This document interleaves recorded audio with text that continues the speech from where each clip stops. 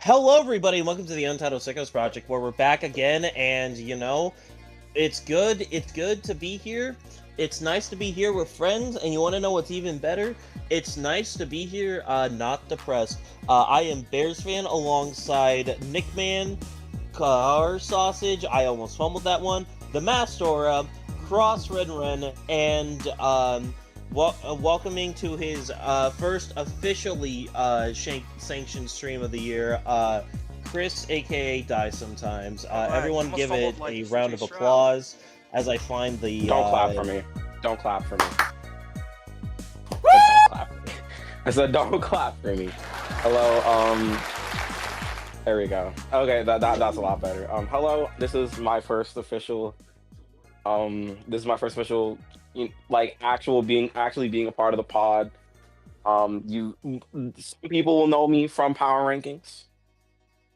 As the face that runs the place, QB1. Crazy. Let me stop. I'm joking. But it's nice to be here. It's nice to finally be a part of the crew.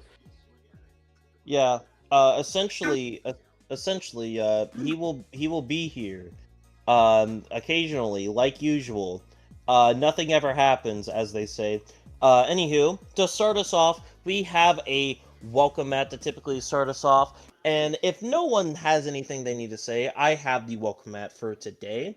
And all I have to say is, oh, buddy, I there was a lot of things going on in baseball recently, and as much as we joke and as much as we like to have fun and say the NBA is going to be locked out, but it's not the NBA, dumbass. The MLB is going to be heading towards a lockout, and how much we think it's going to happen. Yeah, it's going to happen. So, guys, the MLB's fault. Hey, good. That means I people get to care about football more. So woohoo! Fucking did you Warren Austin. did you hear about did you guys hear about the Dodgers' latest acquisition? They got Greenland, guys. They got fuck, Greenland. Yeah, I forgot. Oh, yeah. They acquired Greenland. Yeah, guys, the Dodgers got Kyle Tucker, and yeah, everyone's pissed, everyone's angry, and all I have to say about this is Kyle Tucker is 89. Kyle Tucker's contract is 89% of the Miami Marlins payroll. That's all that needs to be said. My answer to this, as a non-baseball person who occasionally watches it, sorry, sometimes you're just born unlucky, and your franchise just doesn't have the money. If the Dodgers don't, if the Dodgers don't win the World Series, then I don't care how much money you have. If you don't win anything, it doesn't matter. So, the lockout, I think a lockout happens if the Dodgers do win the World Series. If they if their first round exits to the fucking, I don't know, Marlins, Lamau, then it's like money can only buy you so much. You still need everyone to be on the same page. I don't know. I'm not baseball inclined, so my months in the summer were already boring because there's no football, and not having baseball, it's gonna be like, oh shit, the fork I had in the sink is in the dishwasher. Oh man. Look, man. Well, you just the way you can enjoy baseball is just pointing at everything and just being like, oh, is that a Persona 4 reference? No, don't. oh Don't. God. Don't. Well, get I'll just on. say this.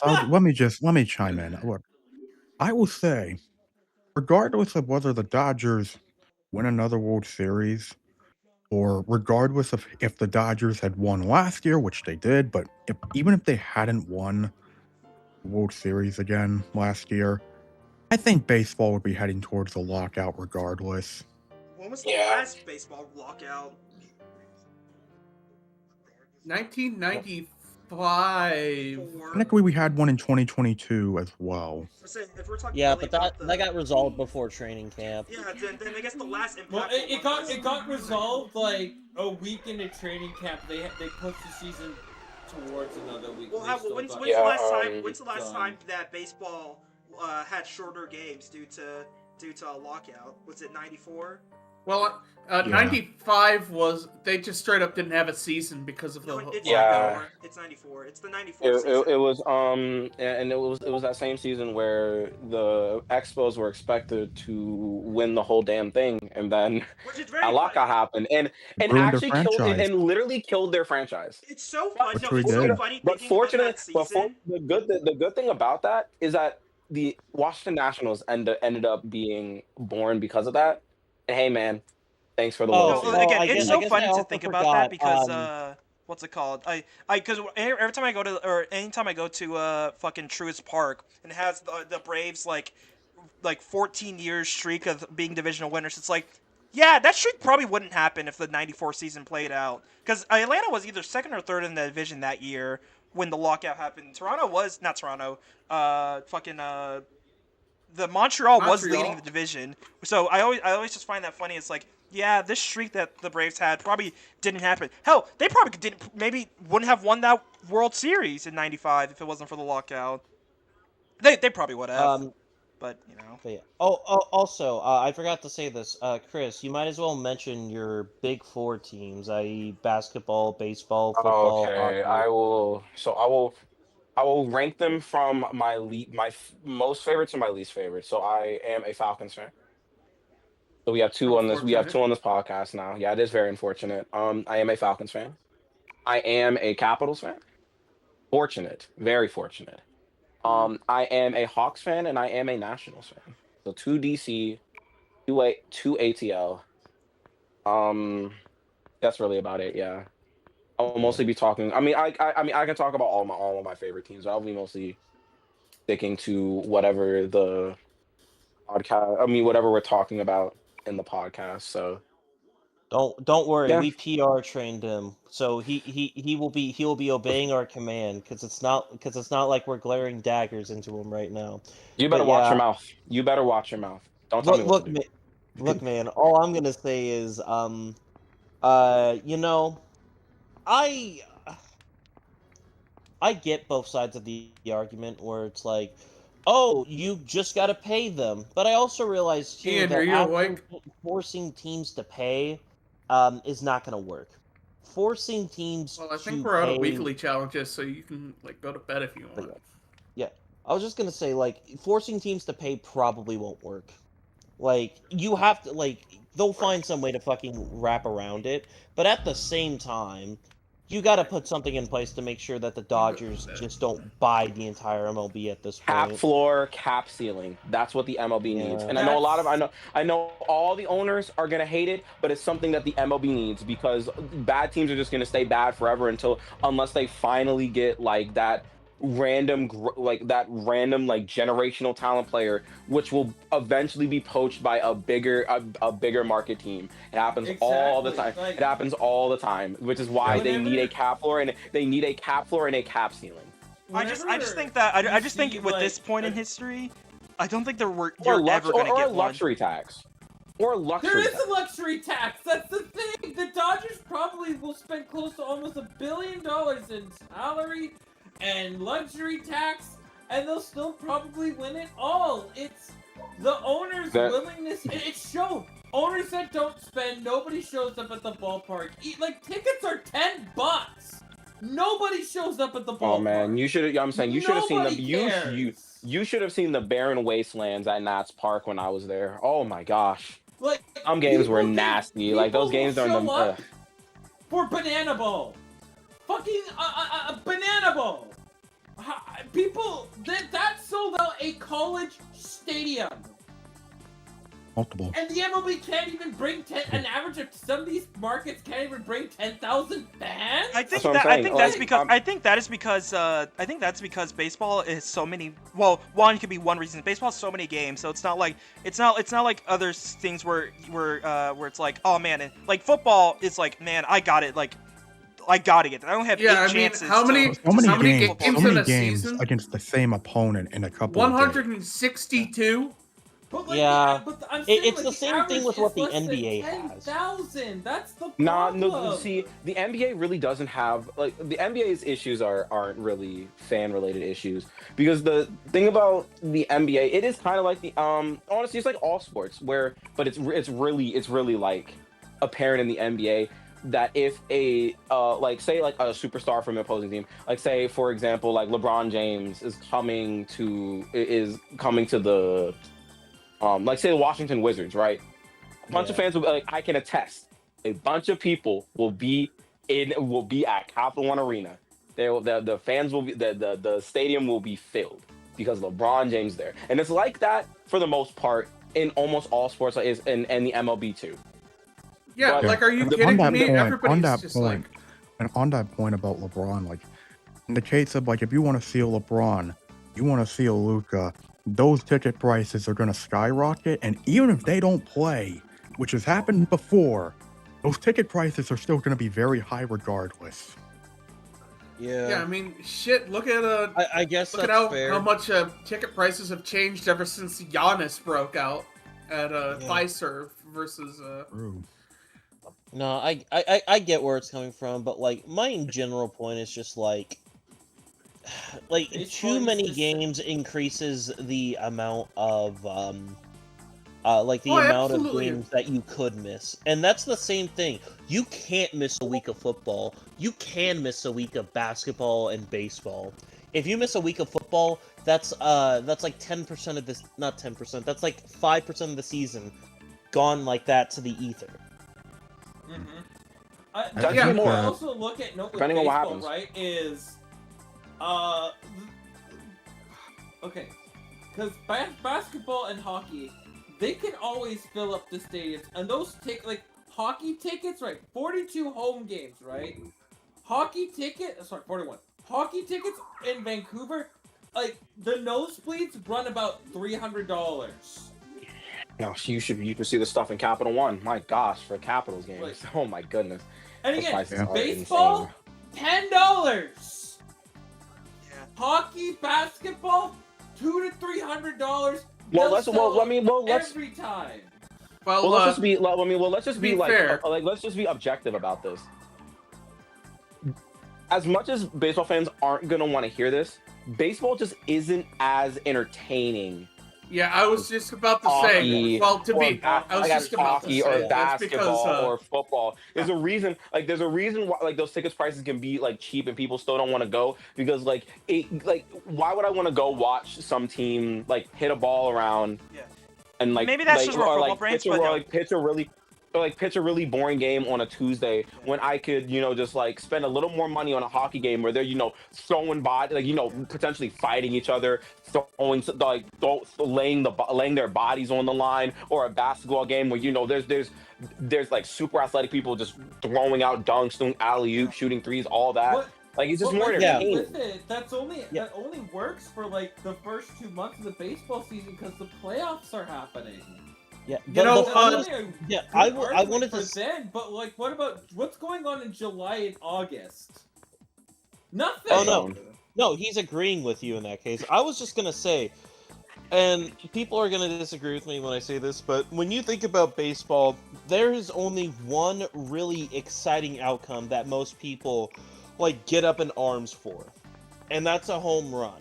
Like in basketball, you have a 3-pointer, you have a dunk, you have, an and one. You have cool shit in basketball. And then in hockey, you have fights. You have a fucking long shots from like in the middle of nowhere. You have Goals. like good goals. Like you have goals, that. goals, great saves, football. It's like Yeah.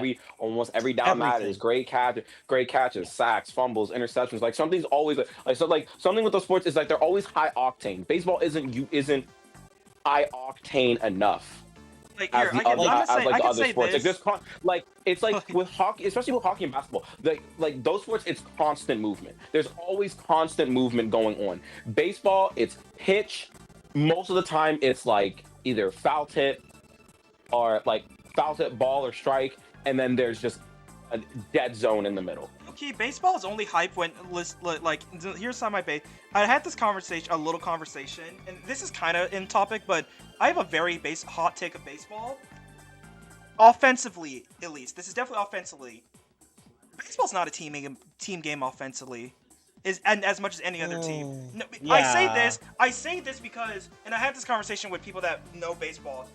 Offensively, defensively, of course, that's team. Offensively, there's more of a case in baseball, like where one person can solo a game. I feel like basketball's also, but Yeah. no. Baseball, just baseball, is one singular person, no help, can solo a game, and I just like every like you can say, oh, this guy, like a running back, dominated a game. A running back still needs his quarterback to hand the ball off well. Offensive Everyone line. else to block. Basketball, they Needs still a need center people. to snap the ball. Yeah. Still, Yeah. basketball still needs like LeBron James still needs other people on his team to at least block for him, or at least do what give him Block the for ball him. to take the dunk it or whatever. Hockey, same thing. You need someone to pass the ball. Baseball's the only sport where one person can solo a game. I know it has nothing to do with the topic you were talking about, but it's something that came to my mind. Like Also, yeah, baseball's like just boring. Shohei Ohtani. Yeah, Shohei Ohtani could go up to the plate one time. Like Shohei Ohtani could go up to the plate one time and like get rid of every single bats, and as long as he hits a home run and throws a perfect game, he can win. But that's Yeah. not likely. But I do get where you're coming from. I will say this: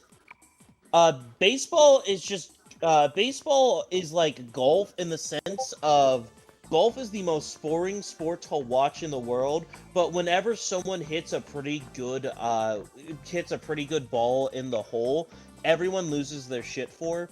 And I feel like in that comparison, it's very similar to the MLB because, like, again, there's not that much that is exciting with it. You are sitting on your ass for the most part, waiting for the game to get over.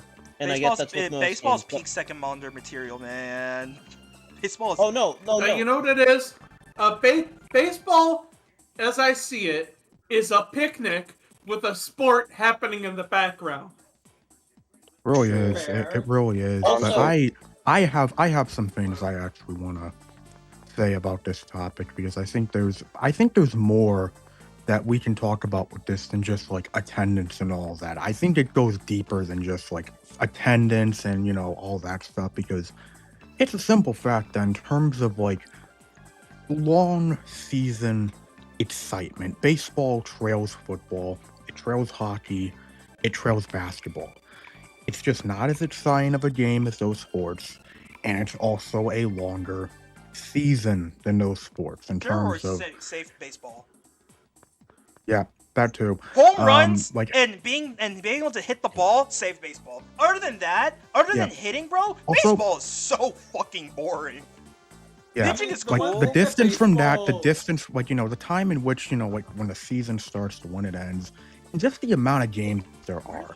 Like, yeah, it's no shocker that baseball is going to be in such a state where it's like it's going to trail behind the other sports. But I'm going to be honest, I am not as concerned about stuff like attendance because, like, well, there's so many games, and honestly, looking back at baseball's history, I've come to realize that attendance has never really been the strong suit of baseball, regardless of how cheap ticket prices are, how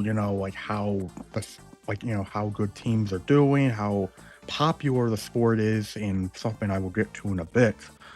But something I've really noticed is there's going to be so many games that's like, yeah, I've accepted that this is just how baseball attendance is going to be. And granted, something like the Savannah Bananas are going to do great, and they're doing great for themselves. That's wonderful to see. But I feel like in terms of just Major League Baseball and whatever comes of it, that's how attendance is going to be. But, and the thing I really, really want to get into, that I think if a lockout was to happen, which it probably will, but if it does happen, this is where things could really cause trouble. And that is the TV markets. Why Oh do I my bring up God. the TV markets? Because I bring up TV markets because we can talk about attendance all day, but the big thing that baseball needs is ratings. Ratings, viewership, and the the interest of the average American sports fan.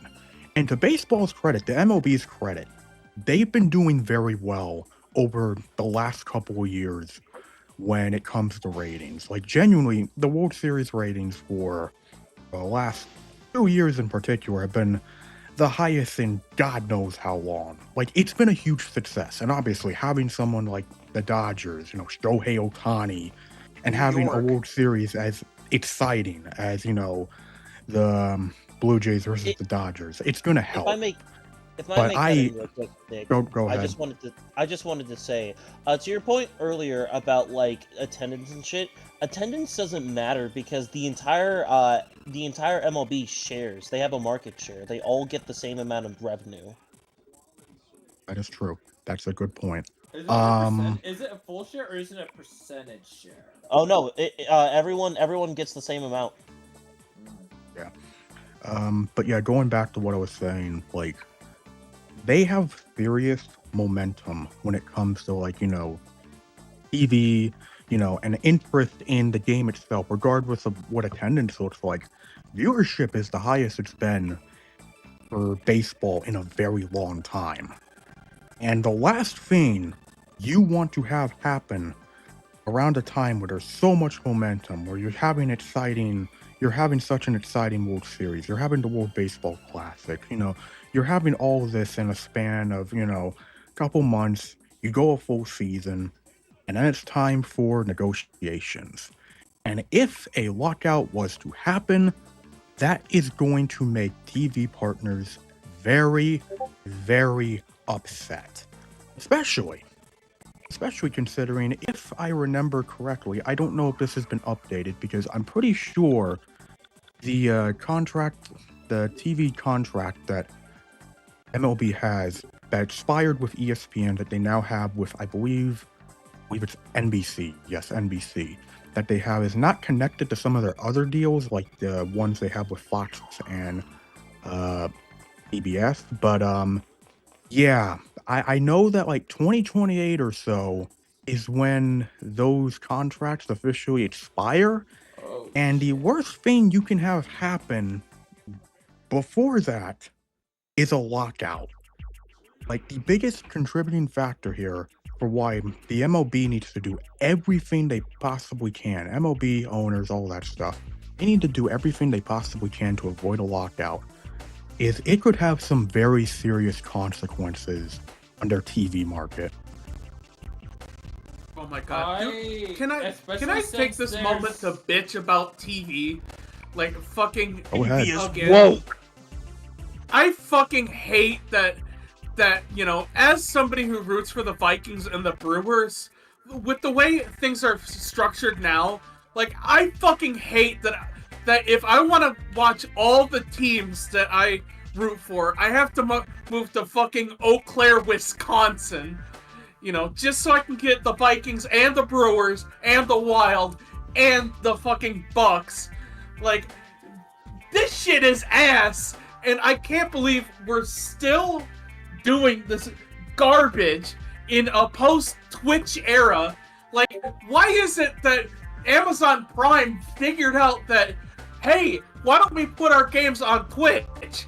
And yet the MLB, NHL, and NBA, with way more games, haven't figured this shit out. It's first grade! I will say this. You won't. I will say this: the NBA has started premiering games on Prime. It's not a perfect solution. It's not a great solution, but they are at least making ways to do it. It's not entirely over. And I will say this: the fact that basketball, and both baseball are both back on NBC is perfect. Because, oh my god, you couldn't watch those sports any other where other than Fox. Because the CBS doesn't fucking broadcast shit. Other than football, they're doing fucking hockey. And then maybe the occasional CBS? Yeah. CBS doesn't even do hockey. They're mostly focused on, like, mostly focused on boomer crime procedurals. Like, yeah. Did you know that right now NCIS is still going? Yeah, ESPN and TNT, that's hockey. I thought they had a game in, like, on NBC occasionally. No, they That's lost their the- NBC license. I don't know why NBC Giants? baseball on NBC sounds really weird. I don't know why that sounds really weird. The- By the the thing way, is- by the way, Hockey lost their NBC license. by the Yeah, way, they just got it. quickly, just to chime in real quick. I looked it up, and yeah, so the NBC deal that they took from ESPN for like Sunday Night Baseball and the wild card round. Yeah, that also expires in 2028. So all their media deals are connected through 2028. So that only adds more to why they want to avoid a lockout. But also, Spencer, on your point, I didn't even bring this up, but it's a wonderful thing to mention here. RSNs are literally on their deathbed. Yeah. I don't. To I an think extent, we're gonna. I get it. On one hand, Seattle's. I gotta wonder how the heck Or am I s- gonna watch the Mariners this year, because I haven't heard anything about MLB. Like MLB TV is no longer in the U.S., but in Canada, what's going on with that? Because how the hell am I supposed to watch my team? And it better not be exclusively through Sportsnet Plus, because then I don't have control of what team feed I'm getting. That's gonna fucking blow. We literally figured this shit out with like satellite radio, like it's like Sirius real simple XM. on satellite. Yeah, Sirius XM systems, it's great. They have a neutral broadcast, they have a home broadcast, they have an away broadcast. It's easy. Why don't they do that? Fucking Because they He don't it wanna pay Wombo people. Wombology. It costs a lot more. Fucking study of It's- Wombo. It Guangdong costs more. Tigers. That's the problem. It costs a lot. It costs a lot more. That's why radio is it's a lot easier than doing the broadcast, than doing like the film, the broadcast like out live. It's way cheaper. at the I was just gonna say, at the end of the day, it all comes down to people are always gonna find ways to watch their game, and if fucking if like if like the sports market was smart enough, they would realize that people would much rather pay $10 for good convenience than $100 for good convenience, because there will always be another way to watch your games. Are they ethical? That's for you to decide. Yeah, absolutely. Wouldn't you like to know, fat boy? Look, I will just say this: we are not advocating for anything here. Find ways to Except play for yourself and watch political your stuff. assassinations. Yeah. The ones Let's- who kill the president and say completely illegal, Yeah. 100% illegal, because they will Yeah. find you. But yes, after that, well, that was very thoughtful and titillating. Now we can finally get into the meat and potatoes of everything. Guys, You know, there was a believe it or famine not, of potatoes, so I don't think we should be eating potatoes, man. There was a famine at one point in time. yeah, no, man. I eat potatoes on a regular. Fuck them. They can take my potatoes or die. Also, Fucking- Evan Mobley hit a fucking game winner. LOL. Anywho, we are finally on to the NFL, in which we have a two-parter, because no college football this week, because we went over it last week. Let's get into it. That's right, will- pickleball, folks. Oh no. Well, first things first, we're gonna go over, obviously in order, game by game. As much as I would like to do a specific one last, I feel like it's only fair. First game we're gonna be talking about Rams Panthers. You know what? I'm not gonna shit on the Panthers too hard. They tried their best, and See, this was a predictable game. This not predictable game, low key. This game kind of went how I thought it would. I thought it would. No one was gonna blow either each other out. This was gonna be a close game. You know, hoping the Panthers won. It'd been really funny, but low key, there's not much to say. The Rams are not as good. Are not fucking world beaters. You know, and not anymore. yeah, not anymore. chat, so- we need to. This is what happens when you stream with Aiden Ross. This shit happens. Which is crazy, because Puka Nakua had himself a little day, bro. Unfortunately, for whatever he may be as a person, god damn is that nigga good at football, man. Damn is he good at football. But yeah, Puka is good. Like, this game did go how I expected, but I think the result kind of expected it, and I think it was also kind of funny you didn't see the Gridiron Heights episode, which was they did the whole warm-up thing for the Olympic event for the Panthers and Rams game, and they just said, well, we all know how this game is gonna go. Look, So, I will give this. Despite the entire season, it was an inherent success for the Carolina Panthers. Anything that happened, they can't take away from. Hell, they almost won the game. The Rams have questions, but we'll save that for the preview. Good job for the Panthers. You know, are they going to be back here next year? I don't know. Probably not. But, you know, this is good development for Dave Canales and Bryce Young. Shout outs to them. You tried your best, and there's nothing wrong with it. You tried your best, and you're not going to be here next year. Trust and believe. You will not be here next year. You won't be here next year. It will be the Falcons or it will be the Buccaneers. Maybe even the Saints. No, actually, I don't want to give the Saints anything. The Saints will finish last where they belong. It will be the Falcons. Hold on. We shall see. We shall see. Let's not count them out. I'm gonna count them out because I'm gonna count them out simply because I hate them. It's just that simple. I hate them. Yeah. So who dat? Failures. Exactly. But objectively, yeah, Carolina. They played as good as a game as they probably could with their roster. The crowd the crowd was bumping. They were into it. Their final two drives kind of horrible. Not gonna lie, bro. especially defensively. Especially defensively, that was not good. Yeah. But they had a chance. They had a chance to tie the game, and no, they took the lead at the end. They were up 31. No, I'm talking about the Panthers. Did the Panthers need a touchdown, or did they just need a field goal? They just needed a field goal to tie. Yeah, I'm saying they had a chance to tie the game and 4 straight incompletions. Yikers. This was a great season for Dave Canales, though. Very much an up and down season for Bryce Young, which they picked up his 5th-year option, so he's gonna stay there at least.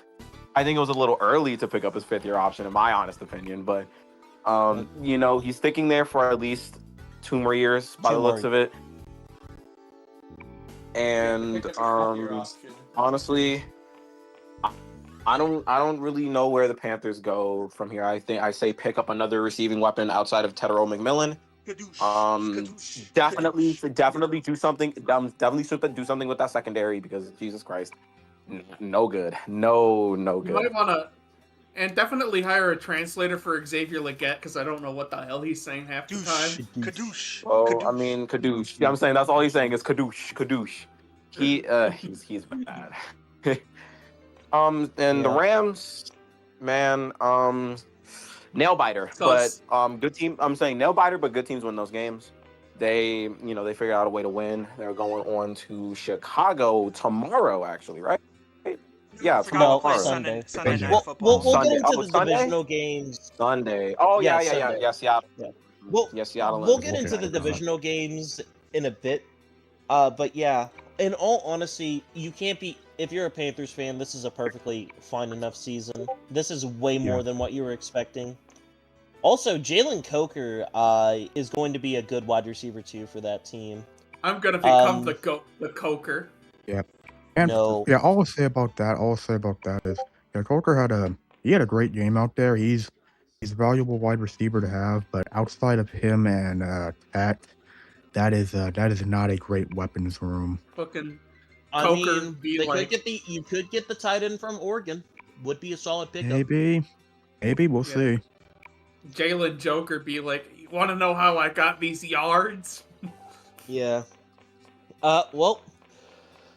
Up next we have Bears versus Packers, and time is I'll let you guys talk. 9:41. Look, I know everyone's expecting me to be like, "Oh hell yeah, we did this." You know what? I am happy that is the first playoff win I have seen from this team in my entire life as a Bears fan. This is a very good and nice feeling win. I feel very happy. I don't feel sad at all. I will say I did text one of my friends good luck in Seattle at at halftime because I was over this game. But like most Bears games, I tough it out. I wait till the end, and I All right. Nick, you go first. Well, this is the first playoff win I've gotten to see the Bears have since 2010. 15 years since I've seen the Bears win a playoff game, and it was against Since the Obama? Obama? first term. First Oh, Obama first term term. Obama? Holy shit. When they beat the 7-9 Seattle Seahawks, who knocked out the Technically, we're defending 8-9, champion but Saints. sure. Yeah, well, close enough. You You'd get what I be mean. 8-10 by that case. You were 8-10. Get what you mean. But yeah, I'll just be completely honest. That first half was just infuriating, but at the same time, it's like, I get why the Bears went for it as many times as they did, because the defense was not able to do anything against the Packers offense in the first half. And granted, you're just trying to fight for any sort of momentum going into halftime. And granted, the Packers missing that field goal to end the first half wouldn't be the last one they miss.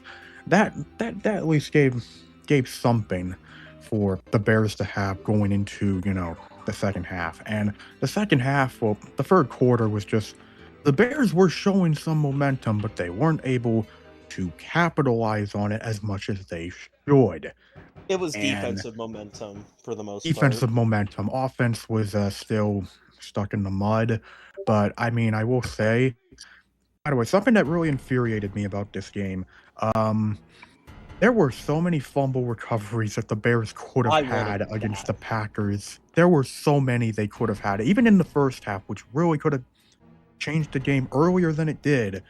But man, that was that legitimately pissed me off. But for every chance that the Packers had to put the Bears away, they failed to do so. They failed to put the Bears away, and each chance afterwards, the Bears would find more and more life. And that fourth quarter, my God, that fourth quarter is just one of the greatest quarters of Bears football I have ever gotten to witness. It was absolutely incredible.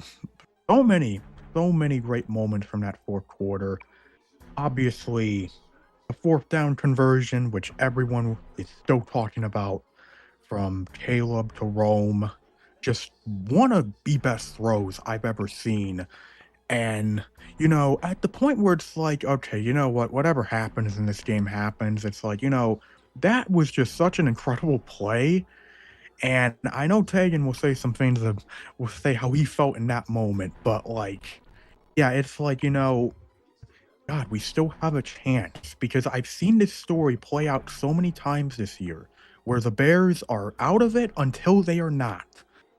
And every single time you think the Bears are out of it, you look up and it's a one-score game in the fourth quarter. And that's what happened here. And thankfully, unlike the game against Detroit, the Bears were able to take advantage of all these opportunities. The Packers offense not being able to do anything, the Packers defense being completely gassed, and the Packers special teams doing what they do best. The Bears take advantage of that. Chime in real. Go ahead, Nick. Okay, I'll finish this off. The Bears take advantage of that, and they're able to pull off what is, without question, the best win this team has had in God knows how long. Because honestly, I think this is even better than the wins they had in 2018, 2010. Like, this is the best win this is the best win the Bears have had probably since they made the Super Bowl last time. Agreed. And I want to bring this up too. The Packers didn't even die either. This game went from a 3-possession game to a 1-possession game, back to a 2-possession game, and then to the Bears having the lead. Now, the Packers didn't choke. Now, I'm not trying to say seem like the Packers choked like a fuck ton of games. No, that's not what I'm going for. But what I'm more going for is this game. The Bears had to fight in the fourth quarter, and they had to execute perfectly. And I will say this, since Nick brought it up, I was so pissed about how it was going right now, about how the game was going, because I saw that catch to Romo Dunze, and instead of being, oh my god, that is one of the coolest catches I've ever seen, I reacted with sheer stoic on my face because of how annoyed I was, and I said this: oh, so we're doing this bullshit again. We're doing this bullshit fourth quarter comeback shit. I was not happy. And then I was happy. Now, I am never going to be upset with a win. Obviously, I have a lot of issues with what we do procedurally in the first half of the game, because this has been a kind of reoccurring issue. We have not gotten going in the first half. We gotten sometimes against the Niners and the Browns, but those are some pretty bad defenses. If we have to go up against a bad defense to get going in the first half, yeah, we scored 14 points against the Browns in the first half. That's one of the most we've done. You said bad. You said bad defenses. Oh, I meant to say. Well, never mind then. I have no fucking idea what the hell this first half, what the first half does with the Bears. Sometimes they want to show up, other times they don't. All I know is that this is the best win since probably us making the Super Bowl, and the best win I think I've ever seen from this team. It was so impactful. My stepfather has told me he has watched that game at least 10 times. I have never seen him talk about Bears football like this ever. He's normally bringing up how good the 2000s were and complaining about how the broadcasters only bring up the 80s. It was something very nice to see that we finally defeated the boogeyman. And now I'm going to look over to Green Bay, because now I feel like that's where a lot of our discussion is going to have here. I was going to say, you know, couple things for the Bears. Yeah, we still didn't get a chance to talk about the Bears yet. I'll let Spencer go. I was gonna say, no, I'm gonna let them talk about the Green Bay Packers, because my thing was, my co-hosts may have put on some restraint for the Green Bay Packers, but I will not. So go at me last. I want to say something about the Bears. Oh, okay. First, Rennie. Yeah, no, so listen, it's very funny being on the opposite end of this, hearing Bears fans talk about that game. I knew that game was not over. Them motherfucker Bears wait until the fourth quarter to do this shit. So I knew, this game is not out yet. This game is not out. They scored that one touchdown, I'm like, oh yeah, Bears are coming back. Cause this is the shit they've been doing all this season, is for some reason turn this shit up in the fourth quarter. So yeah, I was like, yeah, no, the Bears got this. They just gotta put some drives together, and yeah, I still, not to say I had hope, I would say, but I was like, oh no, they're coming back, because this is just what their identity is, this season. Let's see what else. I mean, listen, the more of this game is, there's the the Bears' resilience, and then what happened? How do you let that happen? Oh boy, Lord knows I've seen teams collapse. But it's not even funny. It wasn't a complete collapse. That's the funny thing. I'll let Luke go after this. Funny thing is, it wasn't a complete collapse, because they scored another touchdown. So it's not just everything stopped. The machine was still going, kind of got stuck, and then it stopped. Anyways, you go ahead, Luke. Back to my persona. I mean, I guess. Okay. Go ahead. No, I was gonna let Luke go. Go ahead, Luke. Before I say my piece. The thing I want to note about the Bears was when they started playing it more conservative in the third quarter, and I think the fact that when you saw that they had the ability to stop them on offense after what it felt like. Again, I watched the same game that everybody watched here, and I felt like the Bears were really shooting themselves in the foot in the first half. Every single chance that they got, and I was questioning a lot of the calls that they were doing. And I see then they went and changed their approach to how they're going to approach things. They took less risks and played it more conservative. And I think their more conservative approach allowed them to snatch a lot of the momentum to really put them over the top. Which is something that I'm going to say. If you are in your own territory, do not go for it on 4th down. Let those fuckers drive down the full length of the field. Every single time, do that. Don't give them 30 yards. Last time I checked, 80 is bigger than 30, and 80 is a lot harder to go down the field than it is to 30. That is my piece with the Bears. Great adjustment at halftime, and you're going up against the Rams. And hopefully you've been studying a lot of tape, because McVay likes to play things very risky. And most of the time it's really paid off. I want to see if the Bears are going to go with the conservative approach versus the Rams, or if they're going to meet, if Rams are going for it on 4th down, you're going to go for it on 4th down. And that's kind of where we'll see how it plays out with the game. But don't shoot yourselves in the foot in the first place, Bears. Man. And congratulations on the win. Congratulations on the win. I would like to give, before I start, congratulate. That was a fantastic win for Chicago. Congratulations! Great win for Chicago. Now, most of my blessed by the Pope. gripes come with Green Bay, and especially what they did in the second half. I truly do not understand what was going through Matt LaFleur's mind in the fourth quarter. Yeah. Special teams was also atrocious, but it's been atrocious for them all year. They need to fire Rich Bisaccia. He's awful. Brandon McManus couldn't hit the side of a barn with his field goals. But I still think that Matt LaFleur called an absolutely atrocious second half of football, especially just in a terrible fourth quarter. I think it was the game gave off a lot of 28-3 vibes, honestly, and it makes sense because Matt LaFleur was a coach on that team, but it was giving off a lot of 28-3 vibes. 25 points in the fourth quarter. The fact that they couldn't, they just could not move the ball during certain times in the second half. Their running game just completely falling off a cliff. Their receivers just dropping passes. Their defense also just falling off a cliff and not being able to make stops when needed. You got, I think the most telling part of that game was I think the second to last drive that the Packers had offensively, where they're in I believe where they were close to the red zone. Or is it the one where Romeo Doubs got the one-handed catch? No, is that what drive you're talking about? I think so. It was the second to last one where Brandon McManus missed the field goal. It was that one.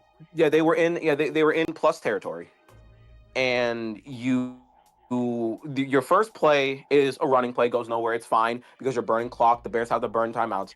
But what confused me is the next two plays are both end zone shots. Why? Why are we not trying to burn clock? The Bears are calling timeouts. You want to burn clock, and they just didn't. They also got to delay a game too. Yeah, delay a game and an awful too. delay. And it's an awful. Wasn't it after a timeout too? Yep. Yeah, after they got their last timeout. That was some Raheem Morris type shit. You take a delay a game after you take a delay a game after you call a timeout. That is again just prime example of his poor coaching. How does that happen? That should not happen. Is that Drewski in the ring? No. That's Solo Sikoa. I'm sorry, that's so fucking funny. Bro, fucking Drewski's fighting Damian That should not Priest. happen literally ever. Yeah. But yeah, I do agree to your point. I will say this. I don't understand the play calling of just doing two end zone shots instead of trying to, get more yards, get closer to the first down. You don't need a touchdown. you're winning the game. At that point in time, the Packers were winning. Why are you trying to take end zone shots, LaFleur? Unless it was a Jordan Love thing, maybe that was Jordan. But I think those are the reads that Matt LaFleur was giving him. It's like, oh, take the shot to the end zone, take the shot to the end zone. Like, why? Why are we not trying to, I don't know, do the quick game, like get a few yards, get closer to the end zone, burn clock, keep the ball in bounds, burn Also, clock, so like the funny thing, so the Bears can use their timeouts. It's just it really is just coaching malpractice. What we saw in the second half with Green Bay, and Green Bay's going to keep LaFleur for another year, which it makes sense because again, no Micah Parsons. They had they had a litany of injuries. No their cornerback room is awful, but I don't know where Matt LaFleur takes them next year. They go as far as him and Jordan Love take them, and this was just an absolutely ugly loss for Green Bay. It's just another choke to Chicago within the past 3-4 weeks. In Chicago again, they just completely shat the bed against that team 2 times in a row. 2 games they definitely should have won. A series that they should have swept. 3 games, but they didn't because they are too busy getting in their own way. I cannot stress enough how good of a win this was for Chicago. Like, just in terms of, first of all, you're still in the playoffs. And just beating there's a culture, beating a rival like that. That's it's such an amazing win for Chicago. And I'm not gonna take anything away from them for just coming back 2 times, like showing the mental fortitude to come back against a hated rival at home and win. But this was an absolutely ugly loss for Green Bay. Terrible way to end their season. No way. I don't think they had a single win in the past month. Just not a good look for them. Not a good look for them at all.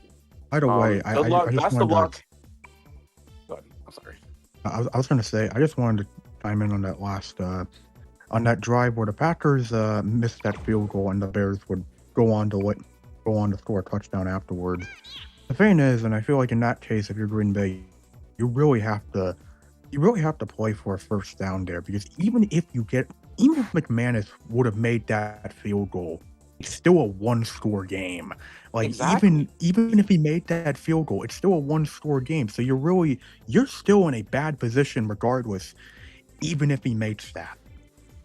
I don't understand the thought. I really don't understand the thought process of not trying to keep the ball in bounds, not trying to keep the clock moving because Chicago was calling timeouts. Like, even if you don't get a first down, you get closer to the end zone, which makes the field goal theoretically easier. I don't understand taking 2 end zone shots, completely stopping the clock, not moving anybody towards not getting any closer to making the field goal easy. To at least making the field goal easier, let alone scoring a touchdown. I know why they did it. I know why they did it. Because Matt LaFleur was not aggressive at all during the game at all. And the one time that he becomes aggressive, which is trying to take the touchdown shot to go up by multiple possessions again, didn't work. So that's what I think happened. He decided to be aggressive at the worst possible moment. I think that's what happened. It's just illogical. Because you get a first down, you burn so much clock. By the time you kick a field goal, Chicago is probably gonna have 30 seconds, maybe 30 seconds to drive down the field and score a touchdown. If you get a first down, it essentially ends the game. Honestly, it really does. It essentially ends the game and they win. But the read was 2 end zone shots, which Packers fans can argue, one of those was pass interference, which whatever. It's just the principle of taking end zone shots when you're already up. Chicago's already calling timeouts when you ran the ball the first time. Why are you not trying to keep the ball in bounds? Why are you not trying to just get a first down instead of taking shots to the end zone? It's frustrating to watch. And it's frustrating to watch because I've seen it. I've seen it before. I've seen this happen. But the thing that I've looked at from Matt LaFleur's standpoint, and the biggest driving factor I have for this, is that one coach completely readjusted his strategy, the other felt like he had to coast a lot. I think the moment that killed the Packers was not scoring on the first possession that they had in the third quarter, because at that point, momentum was starting to. The pendulum of momentum was starting to swing back to Chicago, and they Not just that they really didn't just- score, not just that they didn't score, they went 3 and out. multiple times they went 3 and out. And I look at that and I'm going like, Ben Johnson's like, okay, my first half plan, whatever we had planned for that, I'm gonna throw that shit out the window. We're gonna come up with something completely different, and that seems to be the trend that he has done. And that's something that is a really big strength that he has, is your halftime adjustments. And the fact that Matt LaFleur's adjustment was nothing, wasn't anything at all, is it really just shows. I just question him as a coach, because this was not the only game where I felt like his decision making made me really question him. And I find that like, and he's in like the Packers are just in the worst position too, because you have to extend him now or risk giving him. Well, we're not really sold on him. We're good. We're gonna have to see how you do next year, because right now I wouldn't give him a long-term extension, but it feels like I'm forced to give him a long-term extension. Well, the thing is with that, there's two options, because I doubt you're going to be able to get a Stefanski over there this far into the coaching process. You're essentially going to be like, do you get rid of him this year and have to be forced to be stuck with a Brian Callahan, a Matt Nagy, or one of those guys, or would you rather stick with the guy that you've been sticking with for at least next year, and most likely give him an extension, because at the end of the day, he has won you games in this division before. I don't think firing LaFleur is the right answer, because nothing changes when he is gone.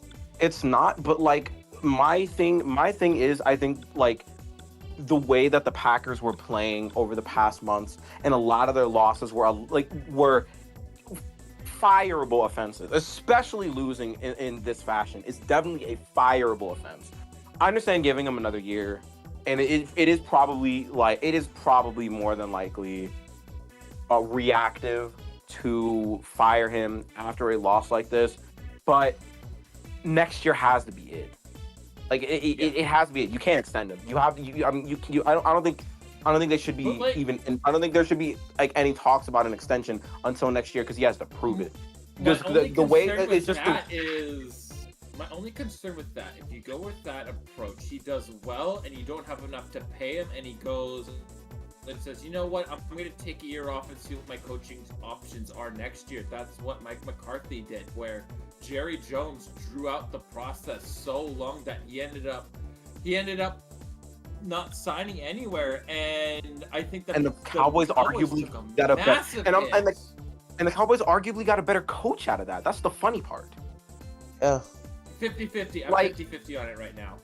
I think Sean Hammer did a pretty good job with what he was given in Dallas, especially with that horrible defense. I think he did a pretty decent job. My problem is, we'll get into that in the principal's office. Yeah. My problem with this entire situation is that I just don't think you can extend him yet. You have to give him at least one more year. And you can say like, oh, they're drawing it out, but like you have to, because I think, first of all, I think the situations are different, because Green Bay completely bottled the NFC North. This was their division to lose, especially where they were when they beat Chicago. This was their division to lose, and not only they lost it bad. They were like what? 9. They were like what? 9-4-1, 9-5-1. They were like were 9. When they beat the Bears, they were 9-3-1. They were right? 9-3-1. 9-3-1, Yep. and you finish the season 9-7-1, completely bottling the division and falling to a 7th seed, which they are lucky to fall to a 7th seed, and like they are lucky that they even had that 7th seed in because the NFC was just garbage, because the bottom half of the NFC wasn't good this year. The funniest thing is, if they don't get that, really funny thing is, if they don't tie that game against Dallas, they're out of the playoff. yeah, Minnesota. Yeah, it would have been the Vikings. Vikings coming in with 9 wins, baby. What? 9 wins. But yeah, we'll get to that in a bit. But I do feel like we should get to the other game, so that way we're not here to. Well, you hang on a second. I haven't said my Right, piece yeah. about the. They were a bit more restrained about the Packers. I will not be that. Fuck the Packers, by the way. Fuck you guys. Talking all fucking off season like, glad you could enjoy the division a little bit, little brother. Cause now we got Micah Parsons and we got Josh Jacobs healthy again. This is We're fucking back with the division. This is the hating I want. This is the hating I want to hear from you, Pagan. This is the hating. This is the hating I want to hear from you, Bears fan. This is the hating. You know, every hotel has the Matt LaFleur chair because that dude is a fucking cock. All of the second half. Like, how do you have 18 fucking points? I mean, I'm gonna be honest. I think Bears. This is where Bears should be talking the most crap. You know how much shit you had to deal with the Packers all these years. This is the one that, like, for the next several years, talk your shit, King. Listen, man. You gotta have that dog within you, man. When you beat up on Spencer, someone if you say fuck the Packers, you say fuck the Packers a couple more times, you will match however many times Ben Johnson said it in that locker room. No! Listen, that's the worst fucking part. When Ben Johnson said fuck the Packers, and Packers fans were like, oh, he shouldn't have said it. Ben Johnson should apologize. Here's a petition with me. Cry me a river. Listen, if Packers didn't say I fucking own you. Shut the fuck. Listen, if this was the Falcons and the Saints in the playoffs, and I still own you, and Bears fans had to take that shit for years. This is what I love the most about this. This is what I fucking so crazy. love. This is what I love the most about this. We get to talk shit to the Packers. Ben Johnson gets to say. Ben Johnson gets to say what he gets to say, and he's earned every single right to say it. And you know what? I love this. This is a rivalry. This is hatred. Pure hatred. There is one thing I will say, and this is purely from my lens. There's one thing I do have to say. As a Bears fan, I've always been told, hey, if you don't like how it's going right now, then why not just get better? I will say this. I think that if anyone in the Packers organization took Ben Johnson saying, fuck the Packers, that goddamn personally, I think you need to grow the fuck up. That is the one thing I will say. If you think that is so harmful and so hurtful, I need you to never speak of a topic about this again. Don't speak about football outside of this, because I'm sorry, man. I have a lot of tolerance with some shit. I personally don't have tolerance with some of the bullshit that people spewed out. More specifically, the people who said that Ben Johnson was being way too rude and he took it too far. The one thing I will say about that is, so we don't have a problem with Randy Moss mooning the Packers. We don't have a problem with that. We don't have a problem. They had a big issue with that. I'm pretty sure they did. I'm pretty sure they did have a big issue with that. They literally, there's a reason it was called the Disgusting Act, even though Packers fans had mooned Randy Moss for years, and that was just his get back. I mean, they're the softest, most shittiest fucking baby skin bitches in the entire league, and I'm glad everybody's finally waking up to this. If if Packer fans are really crying that their most hated rival coach is saying "fuck the Packers," cry me a River, please. Like, come on And this, now. and this It's is a what I rivalry. this is what I There's no love the there's most. no respect between. There's no respect. There's going to be no respect unless maybe like a player gets injured. There is no respect between hated rivalries like this. You will never catch me apologizing to a Saints fan. Never ever in my life will you catch me apologizing for me saying fuck the Saints, because it's fuck the Saints 25-8. 25-8. And it's exactly like that with Chicago and Green Bay and Chicago. Because if Matt LaFleur did this same thing when if they won and he said fuck the Bears, I don't want to hear it. Keep the same energy. Keep the same energy. Keep it. It's a Keep it. rival. It's This a is a rivalry. rivalry. Also, There's wait, no one more respect thing, here. It's too. a rivalry.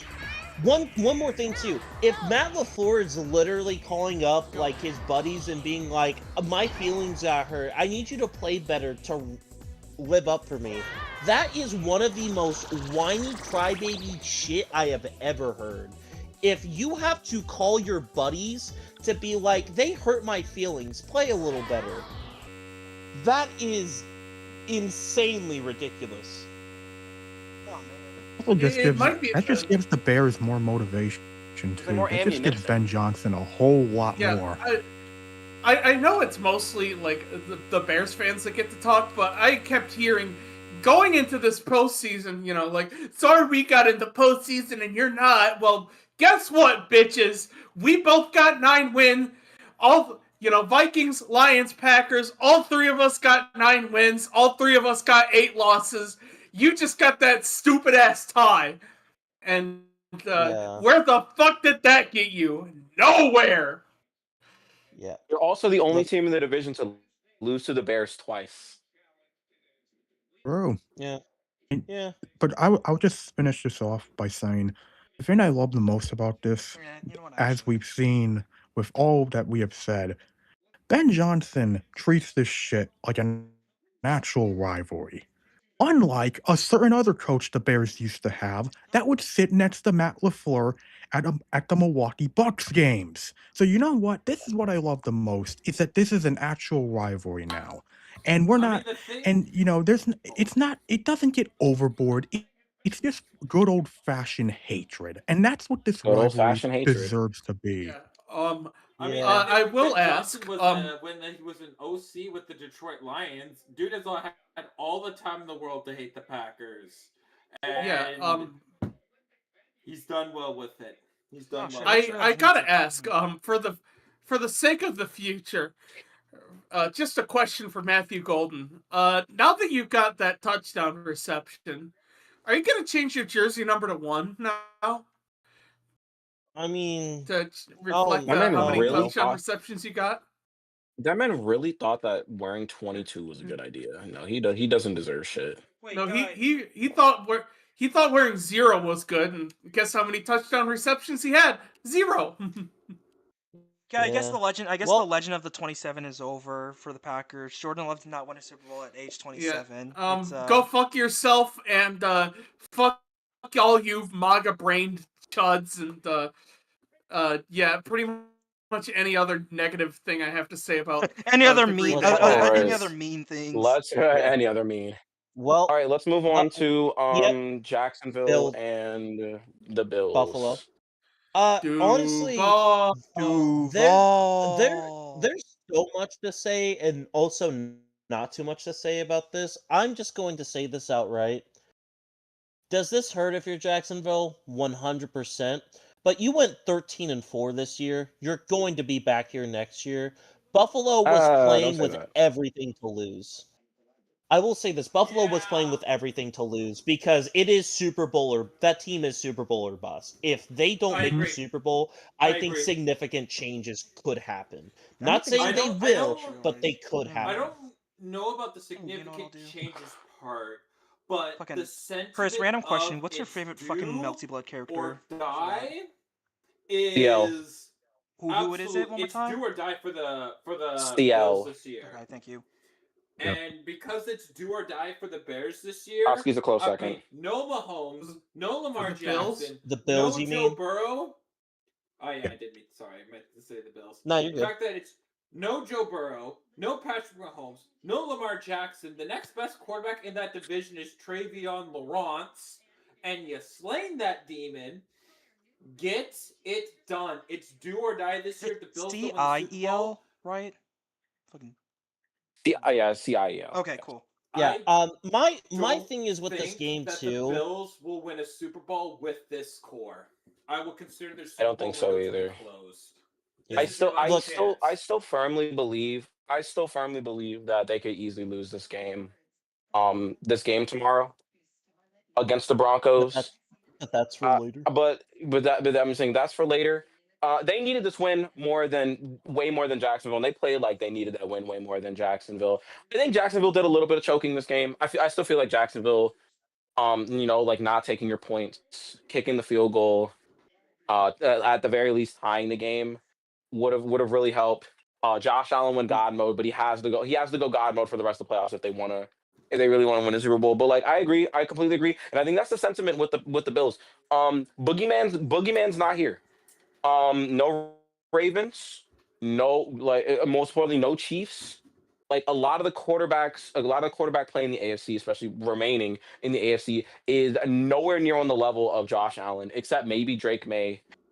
Um, yeah, like Well, this is their best chance. well, that would hurt This is if they lost that AFC Problem championship. is that this is their this best is year to get it, but this is like the worst Bills team to make the playoffs in the Allen era, which is I like mean, not the worst, and you want to not know the worst, something? not the worst, but it is not My good, favorite especially that weapons room. statistic from I just want to say my favorite statistic from this game. Khalil Shakir had 12 receptions. He only got 82 yards. Hilarious. That is my favorite stat line from this game. Josh Allen did And hey, Josh Allen did what he needed to do to win. he did. He absolutely did. And also, Keon Coleman got a reception.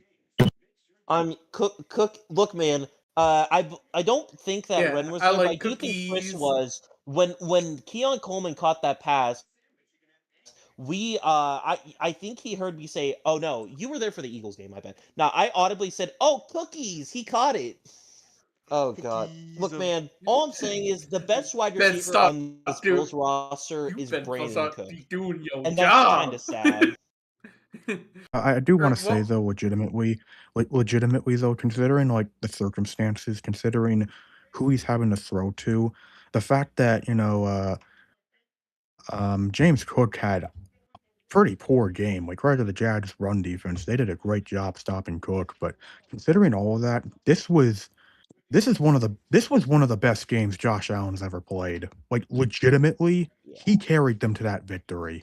He had Like to. Yeah. he had to absolutely he had to carry them Fuck, his to this offensive line victory. carried him to the victory, They actually. carried him to the 1 yard Literally. Oh yeah, line that where too, they did the that ass too. blast. But like legitimately, in terms of like Josh Allen's best performances, this is without question one of the best games he's ever played because Yeah. Yeah. he had to go Superman mode, and he's gonna have to stay in Superman mode for the For the rest of the playoffs. entire playoffs. Look, look, man, Mhm. this was a weird game because Shaq Thompson, a guy who wasn't relevant at all for fucking ever, had a pick in this game.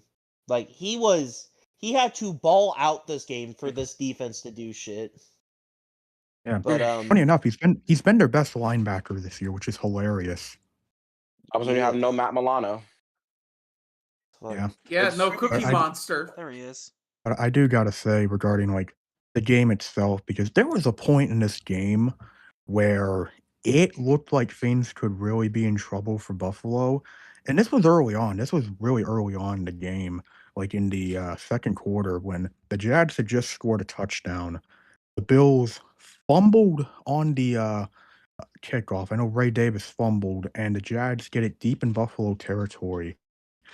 And that moment right there really felt like a moment in the game where if Buffalo doesn't get a stop here, they're gonna be in serious trouble. And they were able to stop Jacksonville to get nothing on that drive with a turnover on downs, So, which I will say you're this. officially part of the team. I will say I do not care what Tree says. I agreed with Jacksonville for going for it on that 4th and 2.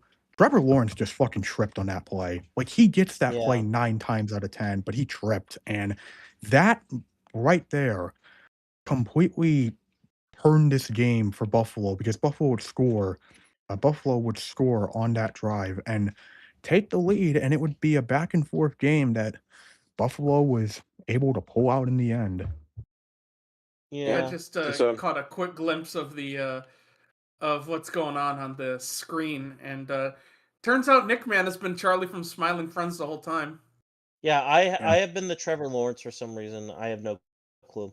So speaking Anywho, of Trevor, all this this was not his best game, if we're being it honest. that wasn't, last pick yeah. wasn't his fault. That last pick was not his fault though. I know, but at the 100%. same time, like on like that fourth down, that was his fault. Like you gotta convert Oh, that. 100%. I'm just saying, I don't think it's fair to call him a choker because you can't say that final pick was his fault because he was in a position to do something. It's just Jacoby Myers dropped the ball the one time he couldn't. I will say this. He Yeah. had a fantastic season for what it was worth, and all things considered, I think Trevor Lawrence has a path to be a good play has a path to be back on the good first overall pick track instead of like, the Jameis Winston track. He's getting back onto Oh, trajectory essentially. yeah. But And I think that I just wanted the chance to say this: Duval. Ren, do it's a you have shame. any thoughts on this game?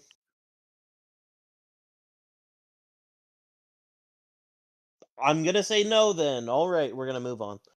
All right, Um, let's get to the game. Let's get to the game. Let's get to the Yeah! two games. Let's uh, get to the two games that I'm most excited to talk about. Eagles no, and 49ers. the two games you're Oh excited my to talk about, goodness. and the one game that you're dreading to talk about.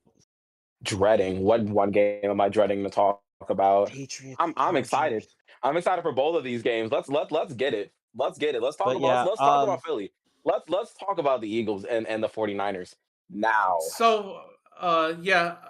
So I brought this up in a different server, but Kevin Patullo looks like the kind of guy if he wasn't employed by an NFL team, he'd be that dude on the who crashes on your friend's couch and just like tells you about like shit he heard on the Joe Rogan podcast. Like, bro, I I heard guarantee you that. that's what he I guarantee you that's what he was doing before before Great thing to Nick get Yeah, back to Sirianni the just like Joe figured out Rogan like, hey podcast. man, What the hell are you yeah, talking he was about? just Look, like, yo, he was just like, Eagles, yo, I heard somewhere Niners. that you don't even need to brush your teeth because like cavemen didn't need to do that shit. They just like gnawed on some bark, man.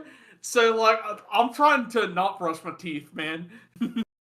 Look, man, I will say this: we give Kevin Patullo a lot of shit, but I don't even we think should. this Well, we're was a talking about the Kevin Eagles. Patullo Oh, game. Are you makes Let's sure? I let's mean, like, let's be flat out honest. For someone who supposedly shows up in the playoffs, Jalen Hurts did not show up for shit. He was off thanks for target the I twenty all wouldn't say game. dollars. Thank you, Eagles, for I $25. wouldn't say Thank you, Eagles. I wouldn't say it's just Jalen Hurts. I think it was a combination of everything. But Yeah. AJ Yeah, I would Brown. like to I would like to I would like to point out that if you heard what I said about this game Hey, bro, during the Depot.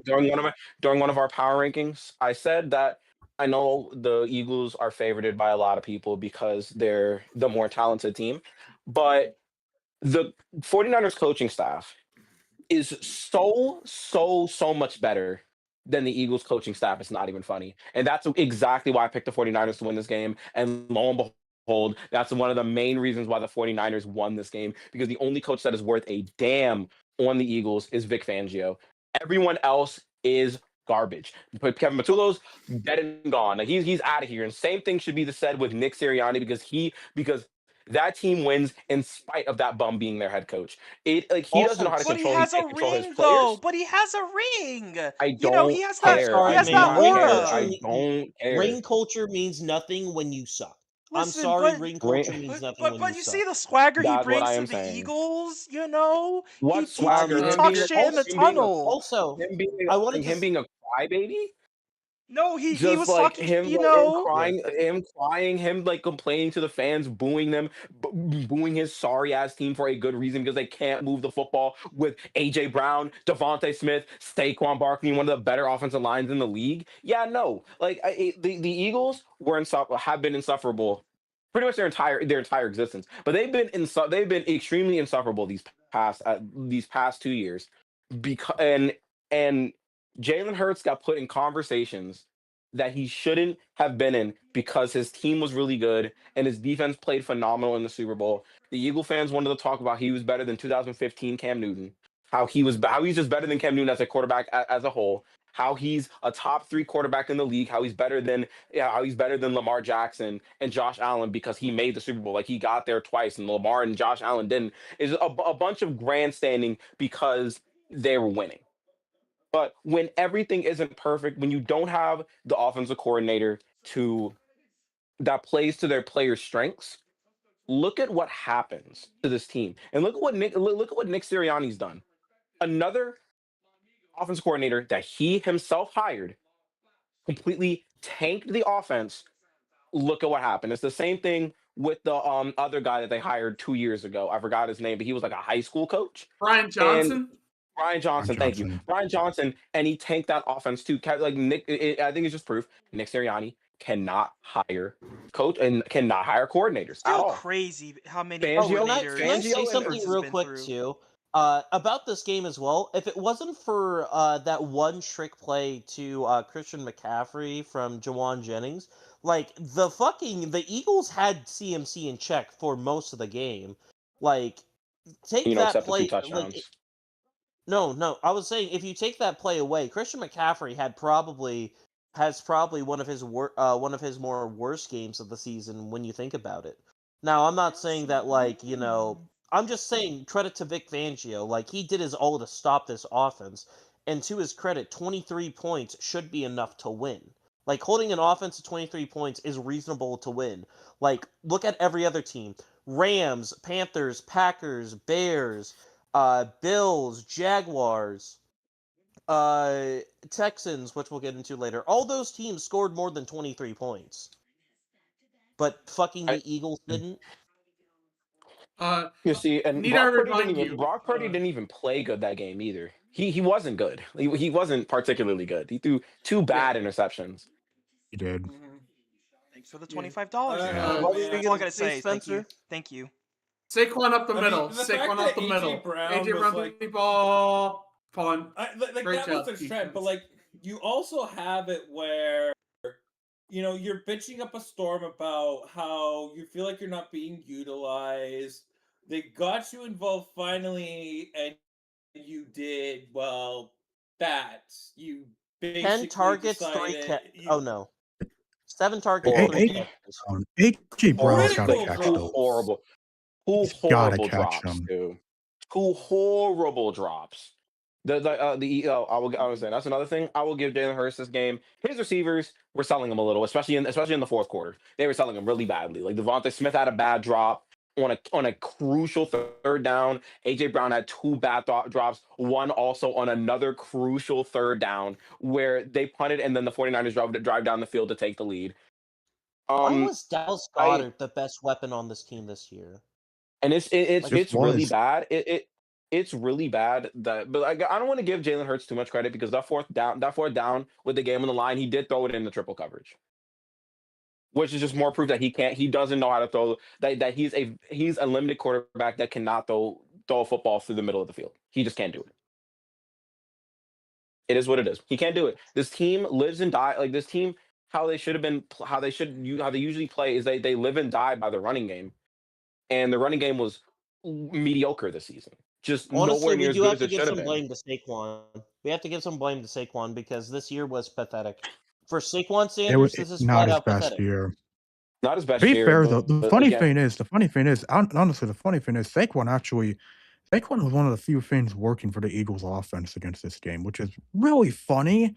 And I will just say for the Niners, that is something they're going to have to clean up this Saturday because I don't if think that's Saquon something is they can. yeah, I'm sorry, go that too, that unfortunately, but because if Saquon is like getting with how Saquon looked this year, if he's getting 100 yards on this 49ers defense, I shall pray for this 49ers defense for how they do against Charbonnet and K9. But I will say, I just want to say about the 49ers defense for literally fielding what might as well be the equivalent of a practice squad defense. Robert Saleh is the real life embodiment of the scene from Iron Man where they say Tony Stark built this in a cave with a box of scraps. That is Dude, who this Robert guy needs to Saleh be is. This guy I Dude, think needs to if be there a their is, head best coach player for a on defense legitimate right now is organization. Upton He needs a Stouts. second chance. Somebody give yeah, him a second chance. This man yeah, deserves it. Maybe I maybe the think, He is a Jets are head just cursed, coach. dude. Maybe the yeah, Jets. The I I Jets think the are a Jets are just legitimately cursed. think shit that I org. legitimately think that man was unfairly framed for a bad season with Aaron Rodgers, even though Yep, Yeah. I agree. So funny Spencer, how your that sentiment, I defense 100% shit agree. itself after Robasala left. By Like the the way, defense was by the still way, that Jets defense beat the fucking Eagles. I believe the year they went to the. No, that wasn't the year they No, went to the that Super was Bowl. that was the year where Brian Johnson was OC. They fell apart. They lost a yeah, No, that was the freaking year where they still, had Matt bad Wilson. Patricia as their DC. Still, Yep. I think that's the embodiment of a fucking how good the fucking Robert Saleh is. He beat the Eagles when he had Zach Wilson as his quarterback, playing like Like dog shit. the 49ers, like I said, the 49ers coaching staff is leaps and bounds better than the Eagles coaching staff from top to bottom. Yeah, Like, there's minus minus legitimately minus their no minus their strength and conditioning coach. He's gotta go. yeah, But Dustin Perry needs to be fired out of a cannon. He has been their head strength and conditioning coach since 2020. He needs why to is be gone. it's like every season someone tears an Achilles or tears an ACL. Like it can't Like, keep Dude, bro, they what are said happening. you? they're going to. It can't keep Dude, happening. Dude, they put their training field on Indian burial grounds. That's the only reason why their injury luck is so What the dog fuck shit. is their? But What the fuck is their? Their warm up routine? Just like fucking 500,000 burpees. No, their warm maybe up like it's routine all is upper like body. that. No, their warm up routine is where that one image where you put the thumb in your hand and you like extend it and like you break your thumb. That's their warm up routine. Every day they start with a broken thumb and work up from there. But But yeah, I wanna go back to what Nick said. And if they're struggling against Saquon Barkley, they're gonna struggle against the Seahawks. I wouldn't say not necessarily. I think the Seahawks offensive line is like worse than the Eagles by a It is. pretty far margin. Um, I don't think they're gonna run all. I mean, well, to be fair, the Clint Kubiak is like light years ahead of Kevin Tulo as a offensive coordinator. So they could maybe they could find a way to like zone run their way in. But I think it's just gonna be another coaching battle in Seattle. But we will get to that game when we get to it next week. But I really think like it just goes to show how pathetic the Eagles are how pathetic the Eagles were this season at the very least. The fact that they can only muster up 17 points against this defense that is made of sticks, glue, and pocket lint is just disgraceful. Only 17 points against that defense with that much talent they have on that team. This same team that just beat the hell out of the Chiefs not even a year ago. It's embarrassing. It's just completely embarrassing. It's embarrassing for the Eagles to just have that much talent wasted to not even win a single playoff game. Guys, Now they have that's more, and again, once again, they have preaching. more questions. They have more questions than they have answers. It's pathetic. It's simply just pathetic. They feel like the Los Angeles Lakers when they had like LeBron and them. Are you really only gonna get one Super Bowl out of this roster with this much talent on it? They still have I mean they still have time, but like they paid Jalen Hurts, and I think they paid him way too much because he's not worth that money. He's just not. He's not he's good enough to win when everything is going right, as it showed last year when the running game was amazing and their defense was incredible too. Now, the defense was incredible this year, but it wasn't nearly as good as it was last year. And the running game fell off a cliff when you need Jalen Hurts to throw the ball for them to win. More often than not, they don't win. And so the yeah. Eagles have a lot of questions. The Eagles have a whole bunch of questions coming into this offseason. But I think at the end of the day, Nick Sirianni is a bum and he's not a good coach. He's been carried by the talent. He's been just completely carried by the talent. that the GM has given him, but that like that other GMs just overthink, and the Eagles just fall into guys like N'Kobe Dean, Jalen Carter, Cooper DeJean. um, Cooper DeJean, yeah, Cooper DeJean, Quinyon Mitchell, Quinyon Mitchell, Jordan Davis, like the Reed Giants, Blankenship. the Giants. I'm Saquon not going to acknowledge Barkley. it. I mean, Kittle? the Giants being stupid, the Giants being stupid, not re-signing Saquon Barkley. The Titans completely botching everything about AJ Brown, like somehow turning AJ Brown into Treylon Burks, LMFAO. Um, they've been really. I don't want to say lucky. I don't want to say lucky. They've been. It's a little bit of luck. It's a little bit of luck, but at the same time, it's just not like overthinking things in terms of talent assessment, which is one thing I would like. Which is one thing I would definitely give Howie Roseman, because Howie Roseman is the best thing that's happening to this franchise right now. It's like he's a good general manager. Yeah. But the I Eagles a have- little bit of luck, a little but bit the of Eagles luck have a- for him, because he managed to somehow accidentally tank his way to trading down from his first round picks to acquire a lot of those players from when they traded down from after that 2020 season. I think he's gotten kind of lucky, a little bit of luck and a little bit of skill. It's kind of a mix of both. I'm really curious to see how he's going to build this team for the next 3 years. I think it's where you're either going to be lucky or you're either going to be, wow, he actually did something incredibly well for a GM. Like if the Eagles can bounce back from this, that will be incredible. But Which I think they can. mean, They definitely can. 'Cause they have the talent. They have the yeah. talent to do it. I will my say, whole question that I wonder the most is the attitude of the team. It happened with Doug Peterson where they won the Super Bowl and it really felt like they didn't have to try so hard. To where when I looked at the Eagles after the first time they won the Super Bowl, it was like, oh my God, Jesus fucking Christ, how the fuck did you make the playoffs? And then they're just like, well, I don't know. They spent a bunch. I mean, with the offseason, they spent like a whole bunch of money, and they kind of bought. Yeah. It felt like when the Texas Rangers won the World Series, it's how the Eagles won the Super Bowl that year. They basically just bought a Super Bowl. They also got super lucky. They also did get super lucky because if Keanu Neal wasn't, being a doofus and jumping and kneeing the ball right back into Alshon Jeffrey's hands, the Falcons would have got an interception, and who knows what happens then.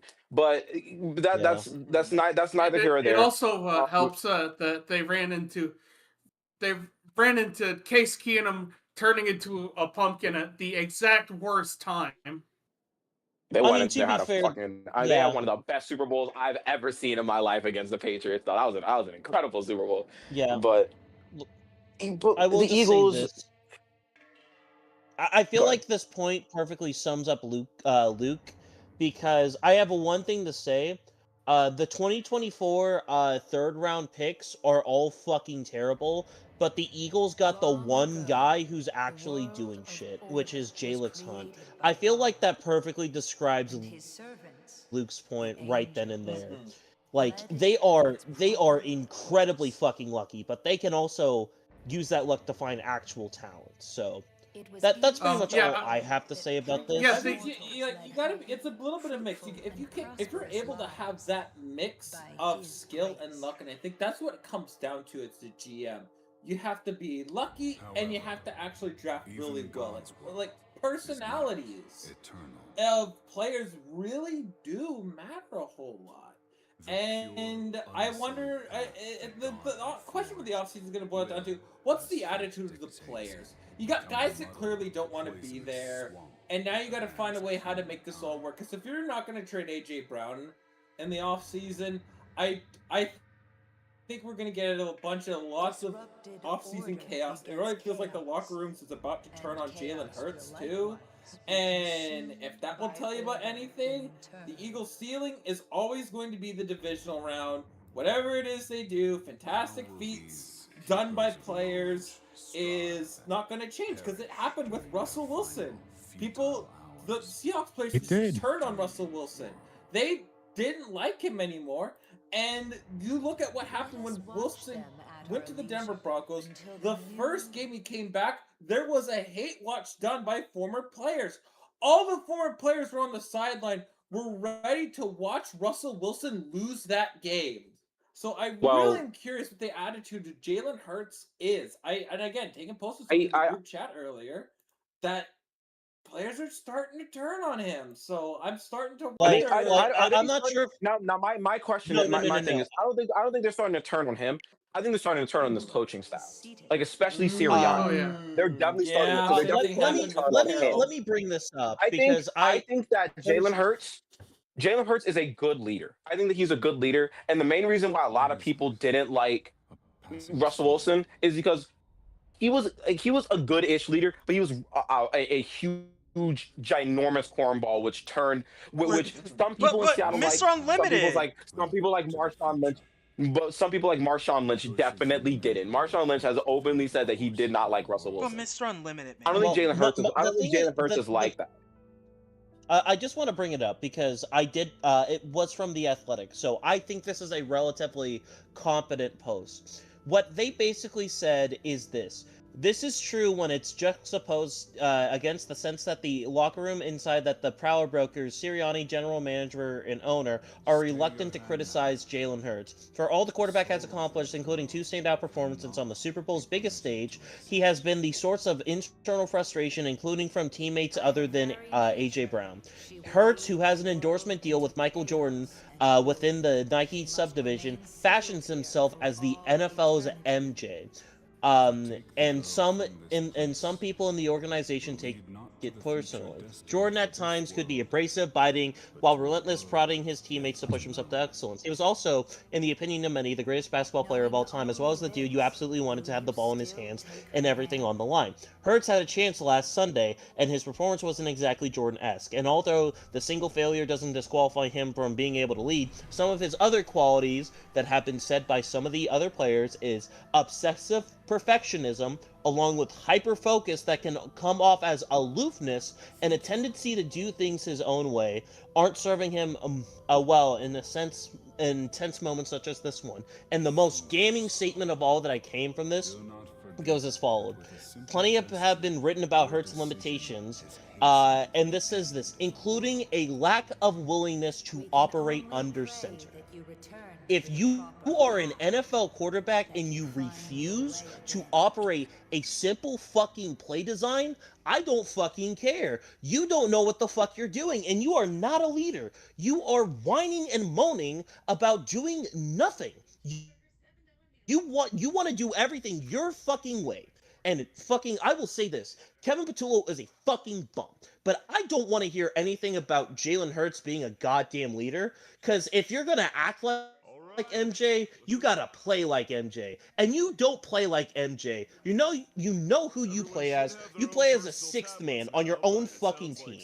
Grow the fuck up. That's my Um, opinion on Jalen Hurts. that was definitely passionate for sure. I wouldn't have gone that. I wouldn't go that far to say that like he's like that because at the end of the day, he's the quarterback. Like as much as you don't want to admit it, he's the most important person on that team because without him, like if you have a bad quarterback, you see how bad teams can get. And he like, but I do think that yeah, he is his personality, or at least the way that he like presents himself. He's a little crazy to say that he's MJ. It's good to have confidence, especially as a quarterback. You need confidence as a quarterback. Calling yourself MJ, brother, who do you think you are? Who do you think you are? Just Yeah, because you beat if Mahomes you in the put Super yourself Bowl, in the mindset, then maybe you can become, you put yourself in the mindset. he took that. You know what he is? He's Michael People keep Jordan that on the Mamba. Wizards. People No, like he's that not even Mamba MJ on mentality. the And Wizards.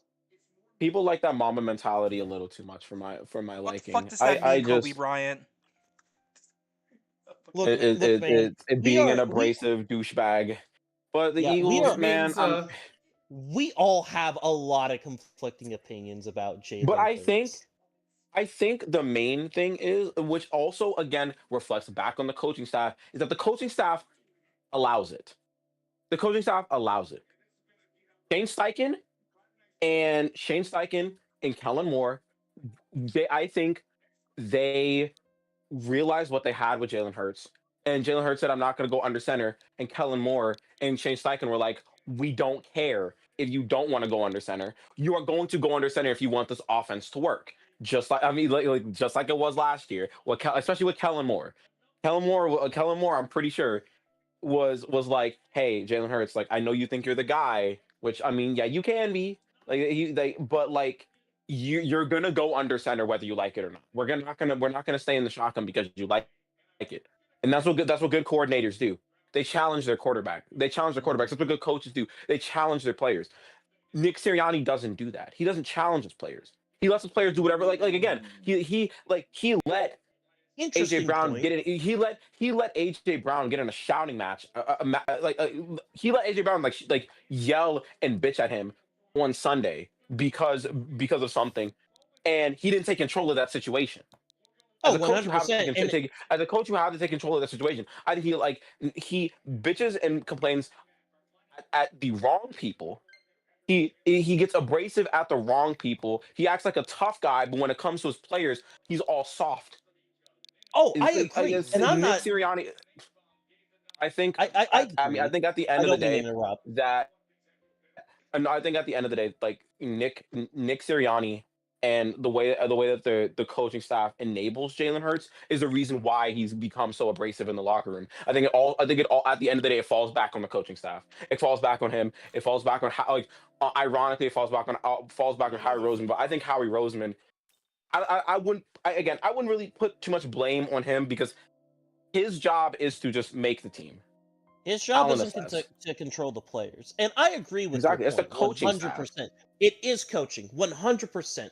But I don't think it's a very I feel 100% in that case you have to share the blame equally, because if you are a player in that case, you should want to not to do that. Cuz in my head it goes out like this. On one hand, you can on one hand, we were talking about this earlier. We were talking about some draft picks. Kelvin Benjamin. So Kelvin Benjamin, not saying that he is Jalen Hurts, but this is just an example that I want to bring up. Kelvin Benjamin had a great rookie season. He had a fantastic rookie season. And then the year afterwards, he had a decent season, and then he kind of fell off. Now, the reason why I bring that up is I want to bring up the question. If we are going to most people would say that Kelvin Benjamin was the reason played himself out of the league, essentially. He essentially played himself out of there.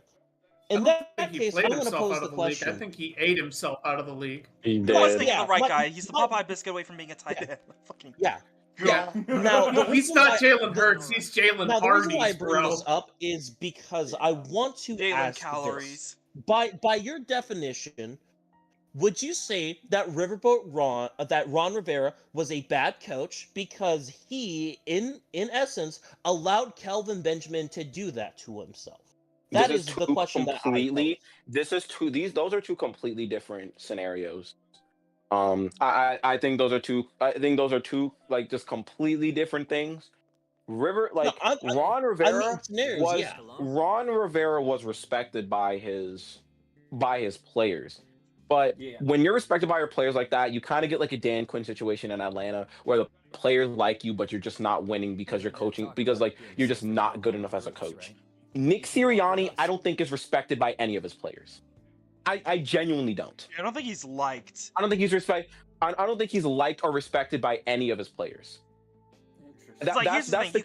You have to winning. It comes down to winning. Like, man, listen. I'm sure Nick Saban is a bitch to his players, man. But you can't deny that what he's accomplished, man. Listen, if you're gonna be a bitch, you have to win. You can't, And it's like the same thing as being nice. You can't be a nice coach, but you gotta win games. Saban is an absolute hard ass. But the thing about it too is that when there's moments where I think what he really thrives in is there are moments where he's like, yeah, it sucks to lose, but take some damn pride. He makes his players take pride in the way that they play. He's like, guys, we weren't even projected to be in this position. Let's not walk away with our heads hanging down. Let's take some pride in the way we played. That's kind of like where you are. If Yeah, your coach is a hard ass, but that's like play with pride. That's what they want you to do. I feel like that's something that so many Belichick clones missed out on, or any Saban clones, is that yeah, Saban was a hard ass You when have to have the you you were have to on the have the heart. green, but he I don't also even think. when you weren't practicing or when you weren't on the field, he was willing to be a nice guy to his players and basically be like, "Hey, if anything is wrong in your life, please come to me. I'll at least be a shoulder for you, okay?" Like I that's also what a think that leader is. I don't even think it's just a leader. I think it's also the tactician part of it. Those guys just weren't those guys just weren't the tacticianists that Belichick or like Nick Saban was. Like the only ones I can think of that are close to like Kirby Smart is like I think he's I don't want to say on par with Nick He's Saban, but he's not, up there. Like he's a good coach. but he's not. But like He's He's not, got but that like dog in him. he's a good coach. he Is what turned it is. around. He's got that Listen, dog. he did well. Again, my more general point from this was it's not. I was more or less bringing up the fact that I get your point, and I do think to an extent you are right that it like no, you are right. It is on coaching, but I think we have to like put equal blame onto Hurts because you cannot allow yourself as a quarterback to do that. That's how you It's both. tank seasons. Like I It's think Also, both, it but like falls on 100%. at the end of Yeah, the day. It falls. ego. But I'm saying, Yeah, I'm saying, at the end of the day, it falls on the coaching staff because the coaching staff is allowing that to happen. Oh no, You you're can't right allow. too. I'm saying, I think like, it's equal. especially with a quarterback, especially with a quarterback who's only like the only thing that has going for him is winning, and that's it. He doesn't have the regular season accolades. He doesn't have like the passing yards, rushing yards, accolades, nothing. He's gonna He's have just rushing been okay. touchdowns by the end of his Like career, bro. I'm saying, but they treat but like when you're a coaching staff and you treat mediocrity and you just let mediocrity get away get away with the stuff that they do and just let it fester into an ego where they think that they're better than everyone else. That falls on you. You don't challenge your players. Like I said, they don't respect this coaching staff, which as much as you want to blame Jalen Hurts, which I mean, yeah, you can, and he definitely deserves some of the blame. I still think at the end of the day it falls back on the coaching staff because they have to keep their players in check. You need to keep your players in check.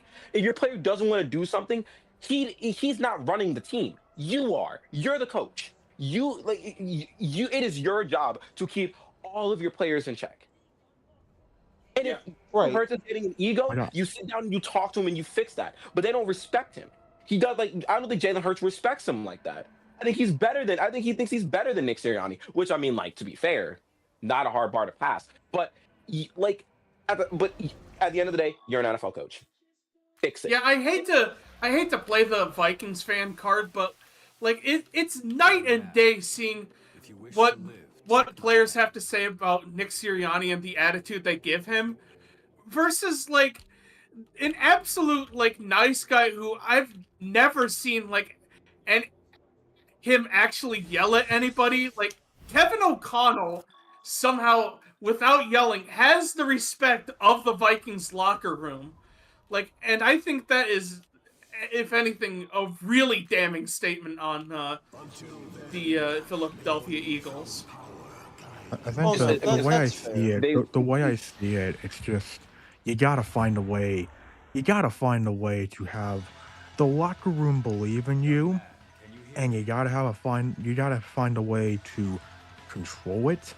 And of course, there will always be at least one or like in some cases when you're not having full communication, there will be some players that go into business for themselves. But very important. Very importantly, though, in the case of Nick Sirianni, I think the thing that really just doesn't help his case is that, well, he's an asshole. He's a fucking asshole, and when things don't go right, it becomes a problem when you need motivation, you need leadership, and you have an asshole that doesn't know when to shut the fuck up talking to you. And I can see that when it feels like there's times where if in a world where Big Dom doesn't exist, Nick Sirianni's probably fighting his players on the sideline.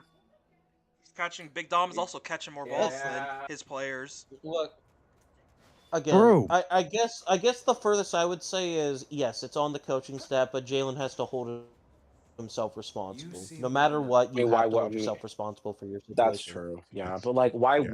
would he when all he's done in Philadelphia is win? Well, because Like, in that case, I would just say you're content with just floating past by, and I think that would go back to your statement at I the don't think, but beginning of the play. I don't think A that's. good quarterback wouldn't be fine just floating past by. In my opinion, the quarterback would want to consistently be better, and if he's fine just doing whatever the hell he wants to do, then I don't think that's a good quarterback or a good I'm saying, teammate. but I think what he thinks is that his way is the best way. Which again, he thinks that his way is the best way, and it's going to contribute to the most winning. I don't think that he wants to flow by. I just think that he thinks that the way that he has to run this offense is the best way to run the offense. When that's just not true. He needs to take a backseat to the better players like Saquon Barkley. Let him take Granted, over. it was That's just also said, I believe in the report, it was also mentioned that Jalen Hurts he has a case of perfectionism, right? It was mentioned. Like, Yep. yeah. yep, That could okay. be that could be a bit of a thing that, because like there are times where even say in you think of your regular life where things aren't. Think of it. Just take this approach. If you take this approach at work, where when things are supposed to be done in a very hyper specific way, because if it's not done in this hyper specific way, chaos unfolds. And if you're very experienced in that line of work, to have something that goes incredibly wrong, to not have it the way that you want it, you are very hesitant to accept any change from any sort of outside help that is out there. And I'm like that too. I was like that with pizza. And they say because autistic people can't play sports. My God. And I it's know from experience, perfectionism is dangerous. I don't know why I thought you It said. can be It is. very I don't know dangerous. why you're about to say. Dangerous I know from mindset. experience about autistic people playing sports. I'll be like, all right, you know what? Go off, kid. Yeah. Look, It's a I dangerous feel like sentiment to get into. I honestly, I feel like we're all on the same page. It's just language. We're all relatively on the same page. It's just it's just language. I do think at the end of the day, the problems are there. Jalen Hurts is not playing as he should be playing this year, and Nick Sirianni is holding this team back from a coaching standpoint. Both of those things are 100% true. And I I feel mean, like what I got from that is you're mostly trying to blame Jalen Hurts. I think it's oh a no, coach. I'm I not think trying it's a to coaching blame staff him. thing. Oh no, I'm not trying to 100% blame him. I'm just saying people are going to try to come off him as like a blameless victim in all of this. I want to be like, no, he did his part. Like, I'm sorry, man. Look, man, you may not have killed anyone, but you hid the body. That's more what I'm trying to go with. I'm not blaming this Speaking all of on Hurts. quarterbacks, that we can finally have the discussion of them not It's being time. blameless. It's time. The Chargers. Oh. Let's Oh, gosh. Hashtag yeah, maybe his fault. guys, it's Yeah. officially time, and I even talked with this about Chris, and he can agree to this. We have to label Justin Herbert as a playoff loser. He is For a Yeah. now, playoff loser. yeah, it is what it He has is. to- There's two things that I'm kind of mixed about it. I think this is, as much as I kind of want to blame Herbert, but you know what I see in this? I see Philip Rivers 2.0. He too had a lot of playoff fail. The only thing that is missing is one deep playoff run, and I think you're just spot on. Same point with Philip Rivers. This feels like the same song and dance. Oh, what's Well, this? The no, Chargers can't get past New England again. Gee, biggest eye roll on the planet. They couldn't slay the demon. As far as this version of this version of Rivers not having a deep playoff run, they always say that the sequel is worse than the original. That's all I'm gonna say That's about fair. that. That's a good point. That's a great point. Yeah, and honestly, too, I will say this. Herbert's weapons didn't show up. I said this on Power Rankings, but you want to know how many yards Omarion Hampton had, and how many times he was out on the field? He had -1 yard and only 2 offensive snaps. He Not is good your enough. first-round pick. Not good enough. Can't do that. Kadoosh. And again, I think that's. I don't really think that's his fault. I think it's mostly Jesse Minter being a doofus. Not even Yeah. Jesse Minter. You have I mean, Not Greg Jesse Roman. Minter. I'm sorry, Greg Roman. I'm sorry, wrong coach. Jesse Minter's really good. Yeah, No, Greg Greg Roman Roman. did get fired though. That's a big no. Greg Yeah. Roman did get Again, fired. Greg And Roman th- too. so But did we the also So did the O-line coach, which thank God. we also have to blame John. Not it's Jim. Look, Jim man, Harbaugh. I feel like. Oh, it is John. No, It is It's Jim. Jim. It's Jim. Yeah. Jim. Look, I will say this. Who's legend? He Jim has Harbaugh. been an infinite improvement for the Chargers. I am not taking that away from him. However, I have noticed signs with coaches like him, and I'm just saying, give it 2 years, give it 3 years.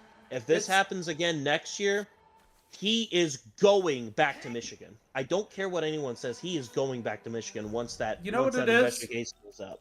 It reminds me of another Jim. Do you guys remember Jim Caldwell? Oh yeah. He was a guy who took the Lions to the next level in that they started consistently making the playoffs, but he never got them to a level where they started winning the playoffs. Yeah. And I feel like Harbaugh's that kind of guy in the NFL right now. And also, a team that employs Mark Trestman in the big 2026 does not make you a Super Bowl champion. I'm sorry. Yeah. You know, it's funny. It's funny you mention. It's funny you mentioned Jim Caldwell and the Lions, because not gonna lie, I get some vibes when it comes to Justin Herbert to some of the same vibes I got from Matthew Stafford when he was in Detroit, and it's not just because of like the no playoff wins, but the fact that they both have nicknames. Like Justin Herbert has If Man, and Matthew Stafford used to have Stat Padford. Ooh, I Yeah. remember that when they were calling him that. I don't know why I'm saying like it's a TV show. I remember Well, that. You know, Now here's a guy we who are knows we are ball. shitting on Herbert a bit, but I do feel like if anything, Chris can really say how bad this Chargers offensive line is. I feel like we should send Chris out there. Look, Chris, we're gonna send you out there like that one South Park skit with Dan Snyder, and you're just gonna be the only person with the football. You're gonna have to defend Justin Herbert in this losing effort. It's that one fucking it's that fucking Family Guy clip with Stewie where he hikes the bike. He's like, yes, and nobody's blocking. Yeah. Here's the thing about Justin Herbert. I guess it is time to start saying questions about him, but good God, he did not have His no offensive help. line is He did not have no so help. bad. I think Justin you and I Herbert could have been better offensive linemen than whatever they put out there. I think if Justin Probably. Herbert can be I think Justin Herbert is getting sunk low. I still have faith in him. I still do. If maybe he was on a different team, maybe he can improve. But it's hard. Here's the thing. It's hard to not give him the benefit of doubt because, good God, does he have no help sometimes. I can't fucking grade him that too harshly because, fuck, man, Joe Alt's down, bad. he has a fucking cycling rotation of offensive lines. Like, a genuine question, his genuine center thing. was Wait. 34 I have a before. genuine. Hold on. I have a genuine question. I have a genuine question for a moment. I need to ask this genuine thing, since they made a funny tweet about it. What if Justin Herbert had the Jets O-line, and one consistent O-line the entire year? Just think about that. I mean, it might be I guess better, consistent but I don't know S how is much. consistent. I will say this though, if you want to, Chris, feel free to look up and tell us what the offensive line PFF grades were at the end of the season, because Oh my, I give feel me a like second. Yeah, I feel like that is just the I perfect saw way those to images. talk I about saw the those images Chargers of like, bro, he has like the O-line. lowest rated Oh, offensive so line. bad, Like, bro. okay, it's hard to, he. I think it's time for him to Dude. start getting, talks about him, but it's hard to not give him benefit of doubt sometimes. But you're just in a shitty situation. Like you are just. He's gonna be a really good reclamation project by some Kevin O'Connell or something. Yeah, no, yeah. No, he I dude, think Kevin O'Connell can fix him. Like they make jokes about I can fix him. Kevin O'Connell can fix him. Give him a good old. He does that with every quarterback. Just like I'm sure if he Justin can. Herbert could throw to like Justin Jefferson, I would ooze so hard. Like, dude, I imagine, he could. I'm sure Kevin could squeeze a 3,000-yard season out of like Mitch Trubisky or Justin Fields. I will just say this. I want to give credit to the Patriots, but like, they didn't even do much. Drake May They had a didn't play a cool good game. touchdown. That was He was it. kind of bad.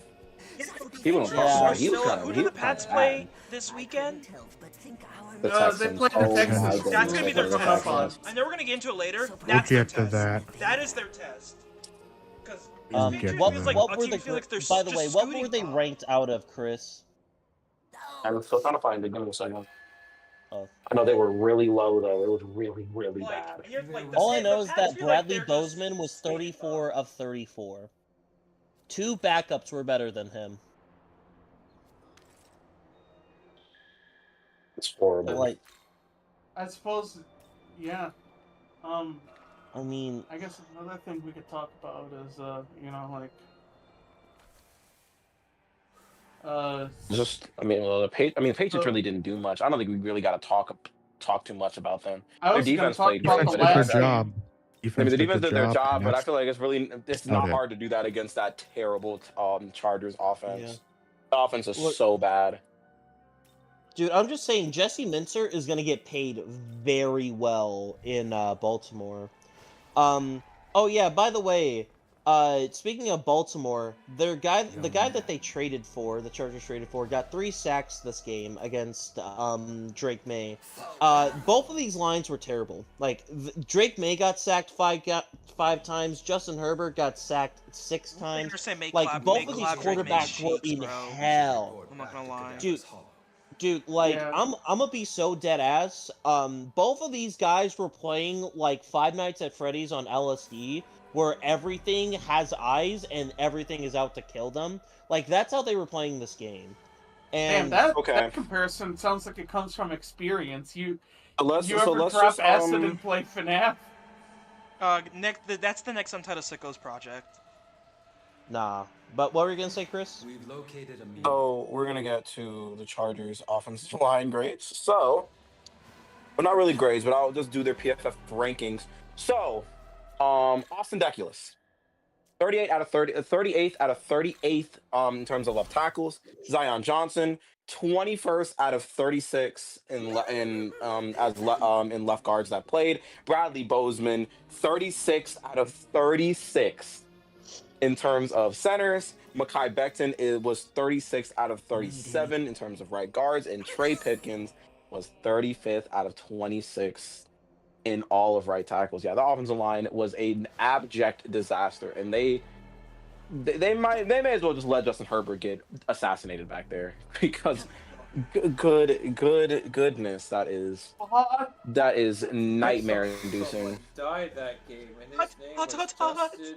Dude, That is Justin nightmare Herbert was inducing. having to run motion, like fucking play like option plays in order to save himself. He knew he was getting hit, so he was like, "Fuck it, I'm just gonna run. That way we get some yards." And it was working, and then it didn't. Nah, again, this game was close until the 4th quarter. Once that touchdown happened, the game was over. But that being said, the Patriots did not play very strong against the Chargers. But at the end of the day, for the Patriots, does it really fucking matter? You weren't expecting Super Bowl this year. Obviously, everyone's going to want to make the Super Bowl because of that kind of culture there. But from going last year to this year, this season's already been a success. We'll get into what they're going to have to go up against next in a bit. But for now, we'll say one quick nice thing about the Patriots, so people don't call us homers. Hunter Henry got a revenge game, which is pretty funny. Yeah. And Drake May is really I fucking think. good. Well, he wasn't really good on Sunday. He's You pretty played ass you actually. completed a Well, football game. That's all I'll actually, say about the Patriots. if Drake May doesn't win the MVP, the fans will win MVP in racism. Sure. The Let's go with that. Donuts, maybe destroyed due to protests, so they're dedicated. Yeah. Sorry, Unfortunately. the Pats didn't do much this game. Like, Here's another positive thing. Stephon Diggs did shit. That is a positive thing. Oh, he did shit. Well, Yeah, hopefully in the off, Stephon. hopefully in the off season he can hopefully in the off season he can do shit in hell. Yeah. He can Yeah, do shit in the. He can do Don't shit strangle in, people, Stefan. Don't strangle people. I'm saying don't strangle people, kids. That's horrible. And neither did Christian Barmore either. Guys, successful hate watch on the defense. The Patriots. The two shitty players didn't do well. That's good enough. Goodness. All right. Well, that's really all the positive things I was gonna say. Also, I'm pretty sure Austin Hooper is a New England Patriot right now. So shout out to him. Yeah. Yes, he is. Shout out to Falcon legend Austin Hooper. That I remember that Brown one play he legend had. Austin Hooper. I remember that one play he had. I remember that one play he had against the Bears where he assassinated one of their safeties with a stiff arm. You could hear that. It was crazy. But yeah. Shout out to him. Yeah, I'm glad you're still doing great things, still man. In the league. Listen, that's my favorite underrated tight end, Austin Hooper. I like him. He's just there. Great. Now let me get to the now let's get to the next game that I'm super excited to talk about. Let's get to this. Yeah. Let's get to this next guys. game. You know he what? He wasn't let go. I promise he wasn't let go. I will wear it with a badge of honor. I thought the Steelers were gonna win. Yes, I was wrong. Sir, I will wear this with a badge of honor, so that way you should. cannot It is a speak badge. very mock. It is a badge of shame. I'm going to mock you regardless. I don't know why you genuinely thought in your heart of hearts that the Steelers would win this game. They would. First of all, let me just say this. I said it for the Eagles, and I will say it with the Texans. I love being right, and I was right. The Texans defense was going to suffocate the Steelers, and the Steelers were not going to be able to move the ball or score. And lo and behold, they could not move the ball, and they could not score. The Texans defense was just that good. And all the Texans offense needed to do was just not be stupid, which they were being extremely stupid this game, but just not be stupid the entire game and let their defense take care of it, and they're going to win the game. How badly do you think the Texans offense is going to play throughout the rest of these playoffs, by the way? That's a genuine question. That is a genuine question. I think they're going to win. I think they're going to win the Super Bowl. I also think they're going to win the Super Bowl. I think their defense is that good. Let me say this. I think all the Texans offense has to do is score 2 touchdowns and they'll win. I think anything after that, I'm tugging my collars. I don't know how. I think if they go up against the Bills, I think there's a shot. Even with Josh Allen, I think they could do it against the Patriots. Genuinely. But the Broncos. I think they could do it against. Listen, they probably beat the Broncos in Houston if CJ Stroud doesn't get hurt. Let's just be honest. The Texans needed a last second. The Broncos needed this time though. Still, against this Texans defense, the way that they've been playing the way that this team has been playing these past few, not even like their entire winning streak, I genuinely believe that this is the best defense in the league. Go ahead. It is. Go ahead and say it. As somebody who is a Vikings fan, it was so satisfying to see Danielle Hunter beat the living shit out of Aaron Rodgers again. Like, holy fuck, that brought me back to the prime Mike Zimmer days. Holy shit, that was... God damn, I was hard as shit for way longer than 4 hours. Well, look, I think we should give the Texans their praise, but first, I do want us to be realistic here. I know we gave some props to the Bears for them getting the job done in the fourth quarter. I think this is a completely different thing for the Texans. This game should not have been this close going into the fourth quarter. Again, like I said, their offense was being stupid. Oh, CJ Stroud had 100%. like 3 horrible turnovers. Like the interception was truly atrocious. Terrible, Agreed. terrible turnovers. But I wasn't concerned because I knew the Steelers wouldn't score. They're just Right, not yeah. good enough. They're Mhm. just Yeah, not the- good enough. My thing is, I think that the pressure, like the quarterback, ironically, with the most pressure going into this, it's a tie. I think, It's not really a and tie. we'll get.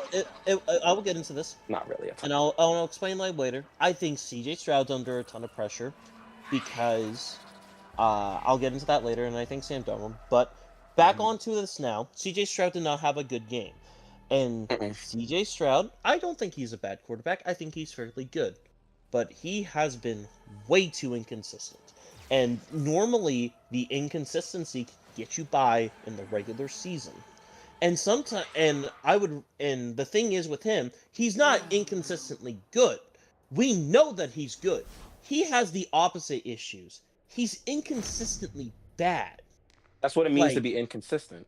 Like, no, am I crazy? no. I mean this is like the opposite. I mean this in like the opposite sense, where like Mitch Trubisky was inconsistently good. CJ Stroud has the opposite effect of what Mitch Trubisky was. He's inconsistently bad. What? Like he'll have No, a you are good stretch making where no he's sense. What are you talking about? It's hard for me to explain this, but my thing is with Stroud. He's been He is inconsistent. yes. That's it. I Like, ju- no, that's it. I but yes, my general point on that is I don't trust Stroud right now. If you were to ask me going into the next game, I'll save that for later, but Stroud almost lost this game. If it wasn't for the fact that they were going up against an offense that was playing in the 2006, this is a completely different game. By the If- way, when you say inconsistent, I just want to, because I think I know what you mean. When you're talking about CJ Stroud, he's inconsistent, but you see more good than bad. Yes, that's what I'm. Okay, yeah. I see what Okay. you mean, but like when you say like, and when you're talking like just straight inconsistencies, like inconsistent means inconsistent. Like there's just no consistency at all, whether it be good or bad. Inconsistent is kind of just like a general thing. But I agree with your sentiment. Of like, yeah, like if this was any other team and the Titans offense played this poorly, there's a solid chance that they could lose this game. But like I'm just looking at strictly the landscape of the AFC, and I genuinely do not think there's an offense in the AFC that can actually even attempt to fuck with this Texans defense. Not a Josh Allen, I single think it one. was God mode. Nah, no, because I don't think so. I think they're gonna Interesting. terrorize. I think they're gonna terrorize that offensive line like they did just like they did in Houston. Interesting. I just can't. I think they're gonna. I mean, they're just gonna make Josh Allen's life hell, plain and simple. Yeah, Talking about defense- I the think- defense wins going towards the championships. Steelers though, I think the biggest takeaway from this game is they were able to make Houston turn the ball over 3 times, and they were only able to get 3 points off of those 3 turnovers. 3 Yeah. points. How many points did they lose Yeah. by? They lost by 27? 4. 24. 24. They lost by Yeah. 24 points, and they lost by 24 points, and they caused 3 turnovers. Yeah, and the funny thing I- is, this game was 10-6 at the 10-6, 13 minutes It was into the 7 fourth to quarter. 6. It was 7 to 6. It was 7. It was 7 to 6 in the fourth Halftime. Yeah, quarter. going into the fourth. But again, just like what Seattle did to Atlanta, it doesn't matter. It doesn't really matter that the game is close. The good teams that are good, Pull away. will find ways to just pull away, and that's what the Texans did. They pulled away. They pulled away big time. I won't talk about the Texans for this little tidbit. I will talk about the Steelers, and they shouldn't have been here. Plain and simple, they shouldn't have been here. This They were the team best team out of this the team North, unfortunately. isn't good. This team isn't good. They weren't that good. I don't want to say they aren't good, but I don't really care. No, I'm not going to be nice. This team isn't good. But in hindsight, I'm glad that it happened because like Mike Tomlin isn't their head coach anymore. They can finally go in a new direction. Hopefully, that direction is blowing this team up and starting from and starting from top to bottom, because their ceiling is always going to be limited. They don't like they just don't have a good enough offense. They don't have, and it shows they don't have a good enough defense either. Their defense is good, but it's not gonna. Like, I'm saying it's a good defense, but it's not good enough. Their offense just isn't good, plain and simple. They're not gonna have a quarterback next year. They need to blow this team up.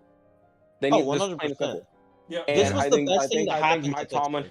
I think Mike Tomlin, quote unquote, stepping down, like they probably forced him to step down, but Mike Tomlin Fire. I don't stepping care. down. Step down my No, ass. I don't think they. I think because No, but they don't fire. No, but they don't fire. No, but the Steelers don't fire coaches. They don't. It That's the shows they thing. don't. Like, They unless don't you're fire Matt coaches. Canada, they don't fire anyone.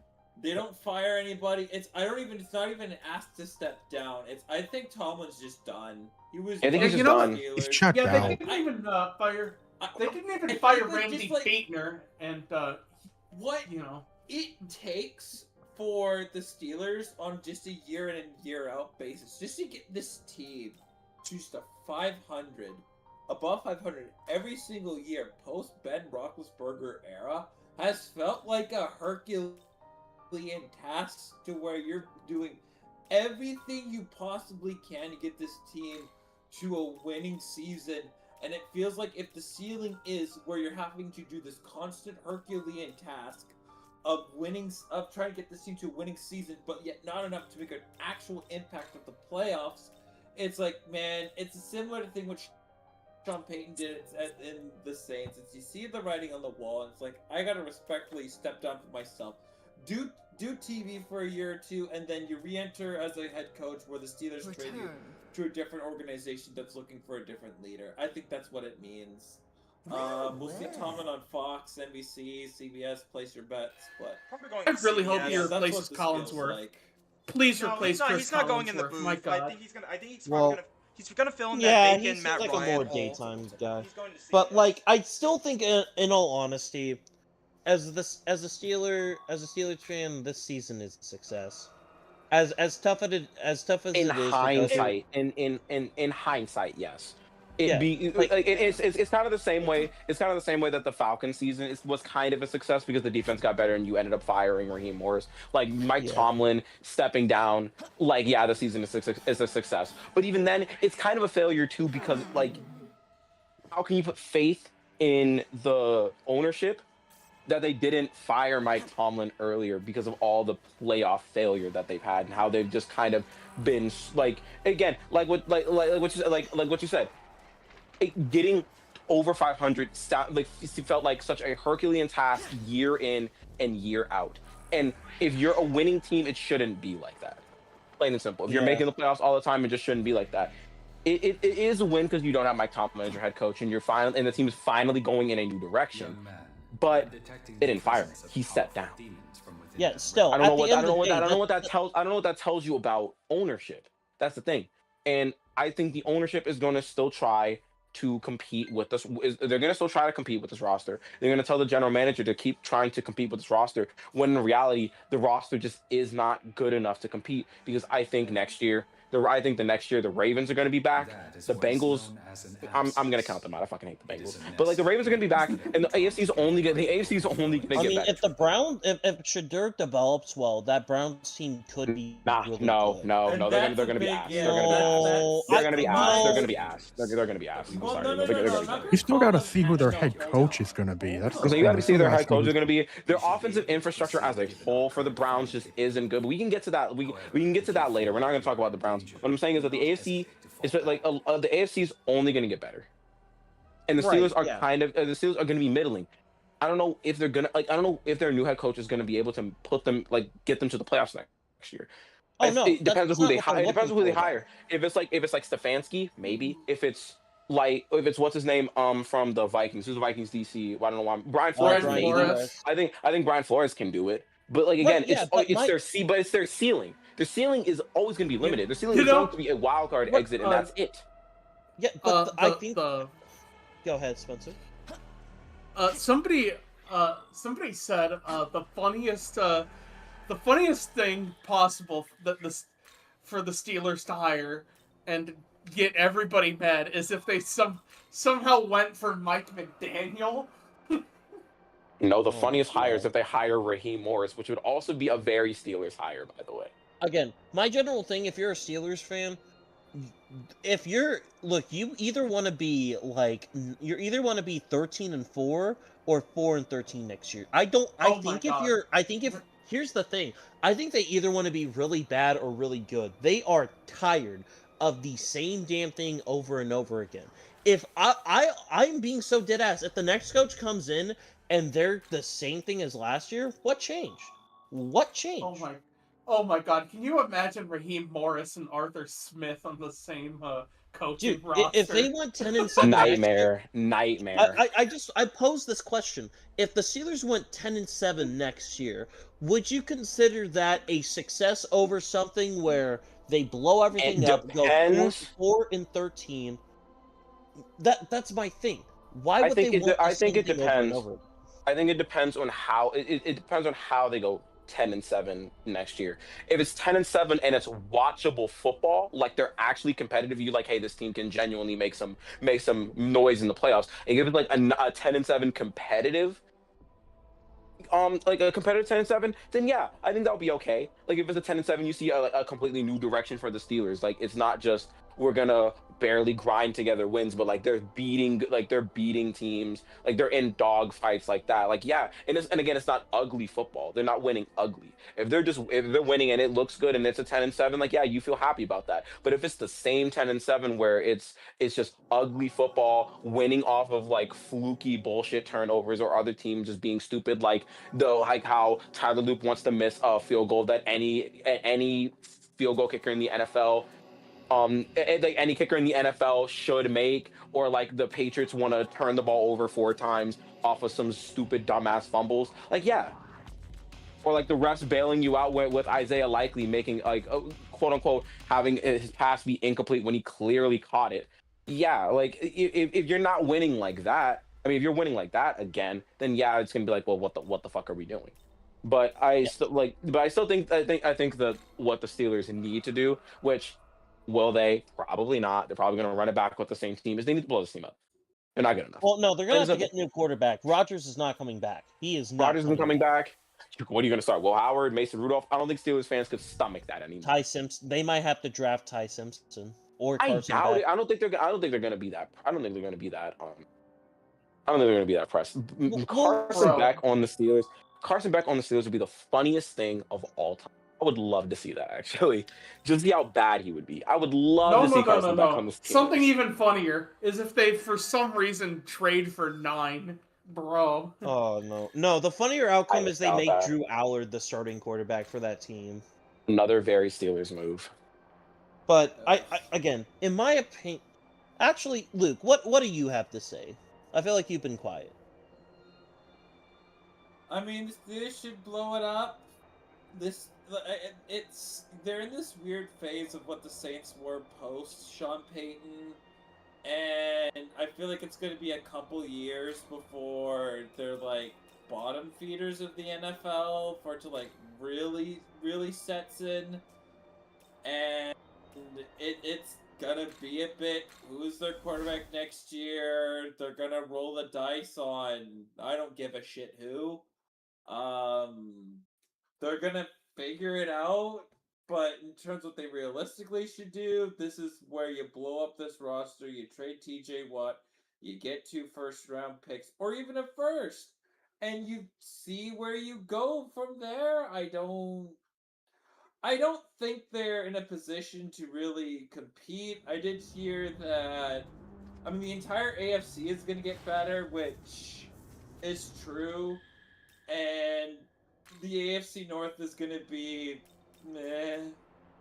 I mean, the Ravens are going to be better. The Cleveland Browns with Shadur, it's still a big question mark. I'm not so sure what his ceiling truly is.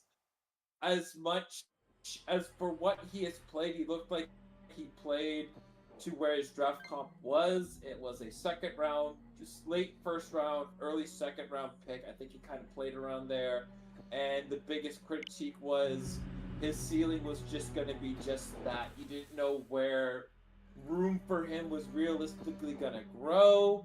And especially when you're going to have a different head coach, you're not going to have the same loyalty that you did with Kevin Stefanski had with Shedeur Sanders. I even think Kevin Stefanski And- wanted Shedeur Sanders. That's even the same thing, but it's the same point where Shedeur Sanders did enough at the end of the season to where he won the starting job over third-round pick Dylan Gabriel. But He Dylan Gabriel was still- fucking awful, so yeah, that's he was not a hard bar to awful, pass. but yet it's when he was healthy, he didn't put Gabriel back out there. He said, you know what, fuck it, Shedeur Sanders is gonna play through the rest of the season. And that's kind of where his loyalty was, because if he was loyalty to Gabriel, he would say, okay, great, Dylan Gabriel's ready to go. You did great, Shedeur, but we're gonna go with Dylan Gabriel. It seemed like that Shedeur Sanders was looking like he was going to win the starting job at some point.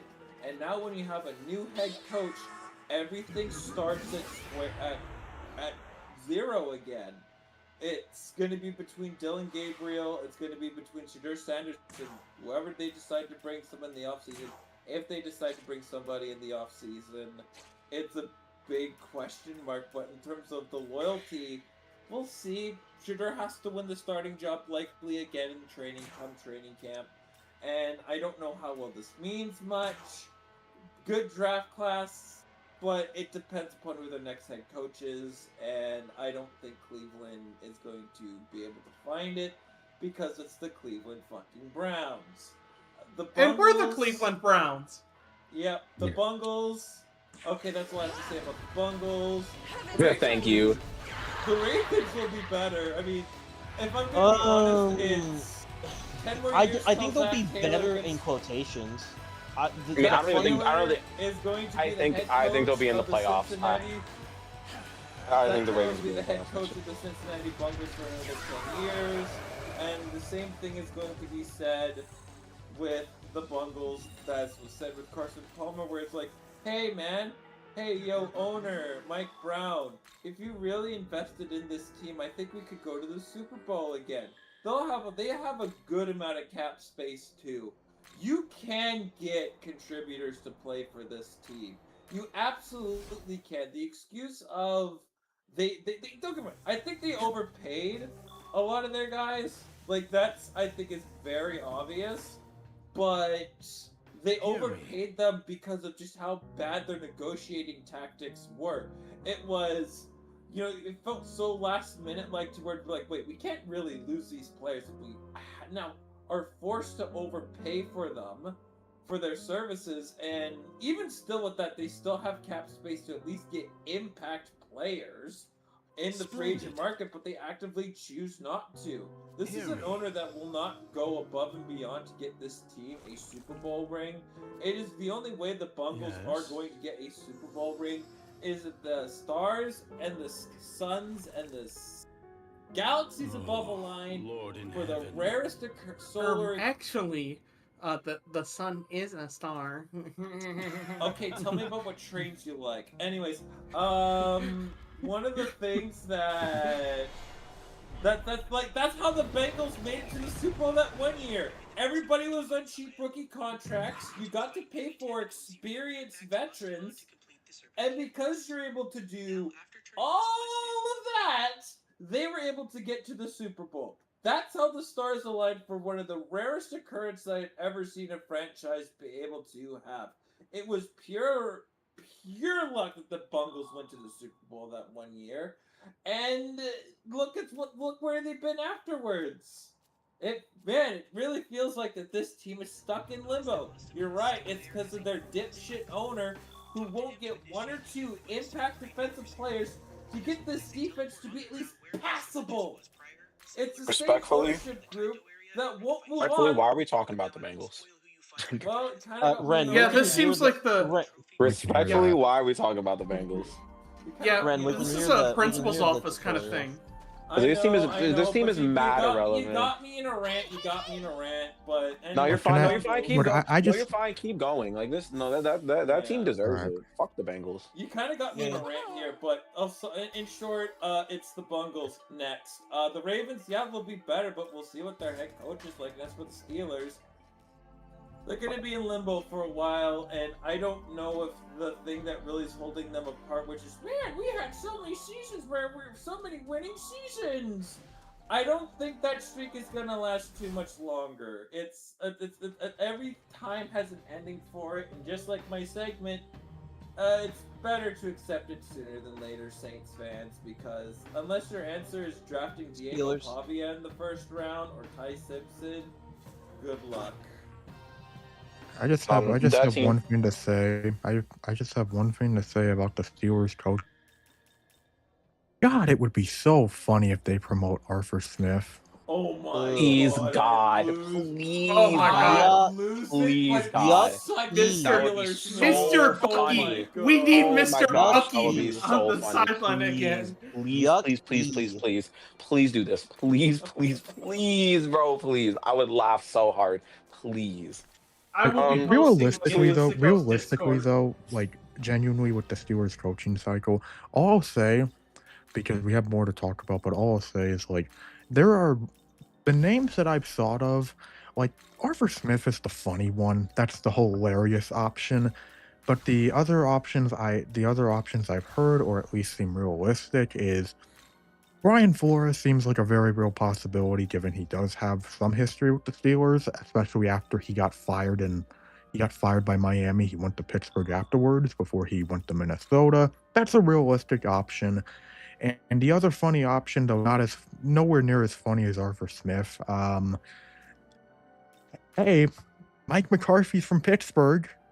It's possible. I don't think he fits their culture. That's the word. That's the bad part. I don't think they're gonna. Yeah, I don't think he does. The coach the Steelers are gonna hire is gonna be a culture guy. It's not really gonna be an X's and O's coach. They usually don't hire X's and O's coaches. Yeah. They're gonna hire another like culture guy. So I can see it being Yeah, and Brian something Flores, I but Brian know. Flores is like, but ironically, Brian Flores can do both. He can be both a culture guy and an X's and O's Here- guy. Like he shouldn't. Here's the First of all, thing about he should have Flores. never been he should have never been fired from Miami because he was right about Tua Tagovailoa. Like he should have never been fired from Miami after going 10-6. But it's neither here or there. But here's the thing about the Steelers head coaching process. Flores might actually be too old for what they're looking for because the Steeler way usually dictates that they hire guys in their mid 30s. Like Chuck Noll was in his mid 30s. Bill Cowher was in his mid 30s. Mike Tomlin was in his mid 30s. Flores is 44, so he might already be too old for what the Steelers are looking for, which I know is a little drakey, but you know. Oh man. They're gonna hire a culture guy. I kind of don't want to talk about the Steelers. I really want to talk about more about the Texans. This defense is so good. Their defense is just so good. It is them and the Seahawks that have the best defense. Like it is them and the Seahawks that have the best defense in the NFL.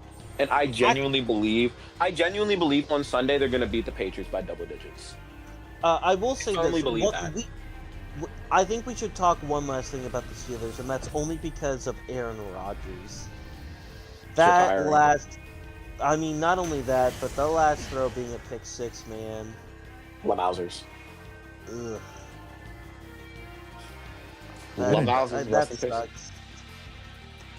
Well, You're saying that as a other Bears than- fan, man. Have some shame. Look, man, I have a lot more sympathy than I probably should. But Way more. Way more. Packers quarterbacks got to go out on interceptions. It's how it works, no matter what team they're on. Also, R.I.P. Adam Thielen. You didn't die. You just retired. Yeah. Shoutouts to him though. He made the Steelers funny. But There's a lot of you things know, that made the Steelers funny. Unfortunately, two we're white probably- receivers. Unfortunately, we're probably not going to be able to do Principal's Office, but hey, we still got the Divisionals to talk about, and we're finally getting there, and we'll be doing them in order like we usually do. So starting tomorrow at 3:30 CST, you got the Buffalo Bills taking on the Denver Broncos. This is the matchup This is the matchup to who will be. This is the matchup to who will be fed to whoever wins the Texans and Patriots game. Yeah, yeah, we got fucking Crash Bandicoot versus the Uma Musumes. No, we got fucking Josh Allen. We got Josh Allen in the idea of hope versus the fuck you bitch, I hope you die defensive line of the Denver Broncos. I don't know. Josh Allen plays football the way I imagine Crash Bandicoot would play football. Kind of. Pretty good, you know. In all honesty, this should be a really tight matchup. Buffalo is just a team I think is going to be more playoff experienced than I think a team like Buffalo will be. Because this is going to be Bo Nick's second ever, I think it's going to be a second ever playoff game. Like, I think second ever Both playoff against game against the Buffalo. Bills. Yeah, Both against Buffalo. This time at home though, so hopefully they don't get shot on like they did last year. It's going to be a 3-point game. I firmly think this is going to be a 3-point game. It depends on. It really depends on how Bo Nix plays because It's less on how Bo Nix plays. that's watched. Oh, To me, it's less on how Bo Nix plays, and it's more entirely on how Sean Payton, just whether he completely fucks everything up or not. Because Whether it's Sean Payton fucks or not, bro. Yeah, for the record, look, I think Sean Payton fucks, man. he doesn't fuck. I think he fucks in the same way Ben Roethlisberger fucks. ugh. Real. Any I Sean will Payton slander just- is good Sean Payton slander. I will just say this. If J.K. Dobbins is playing, I think this is not even close. I think Broncos fault of fucking bust them out, but people have really forgotten this. People have really forgotten that this Broncos team has heavily relied on the run game. Like, it was what carried them throughout some of their victories, and the reason why they've looked so weak recently is that ever since they lost J.K. Dobbins, they just have not been a very sane football team. It also doesn't help that their defense has been falling off too. What, Yeah. really? Only a little. It's the- falling off a little. Defense. I'm not saying that they're not good. The defense is still very good, but it's fallen off. It's like it's fallen off a little bit. Like that Jags game was really bad. They had a scare. They had a scare against the Marcus Mariota led Commanders where their second best receiver was Treylon Burks. Like they just had random games where they just played poorly for whatever reason. And they almost lost to the Raiders on Thursday Night Football. They also it's- almost lost to the. Chris Oladapoon Chiefs. Mm-hmm. Like Yeah, I said, It's been a hard watch. The thing is, it's just, I'm expecting this game, as Tegan said, this is probably going to be a 3-point game. A lot of it's going to come down to the trenches, and I don't think the Bills' O-line is going to hold up against that Broncos D-line, but I'm curious as to how the Broncos O-line is going to hold up against the Bills' front four, because I know the Broncos are without their starting center for the time being, and I'm just curious how that O-line is going to look against Buffalo, because that is still it's still a pretty solid O-line, but we saw Buffalo's pass rush. They were able to get to Jacksonville last week. They were able to get to Trevor and get past that O-line. Granted, Denver has a better O-line, but at the same time, it's like, I'm curious how that's going to play out. So I really do feel like whoever wins the trenches in this game is going to win this game, because it's going to be a very grit and grind kind of football game. wait, I'm looking something up real quick, and if who I'm thinking is starting at center, I'm picking Bills 100%. Okay, it's not who I'm thinking of, but Nick, you want to know who the Broncos have at center? So Sam fucking Munsifer. yeah, he's not starting for them, for thankfully for their sake. Yeah, I will say this, they are one injury away from having to start him, and that is not a very good sign.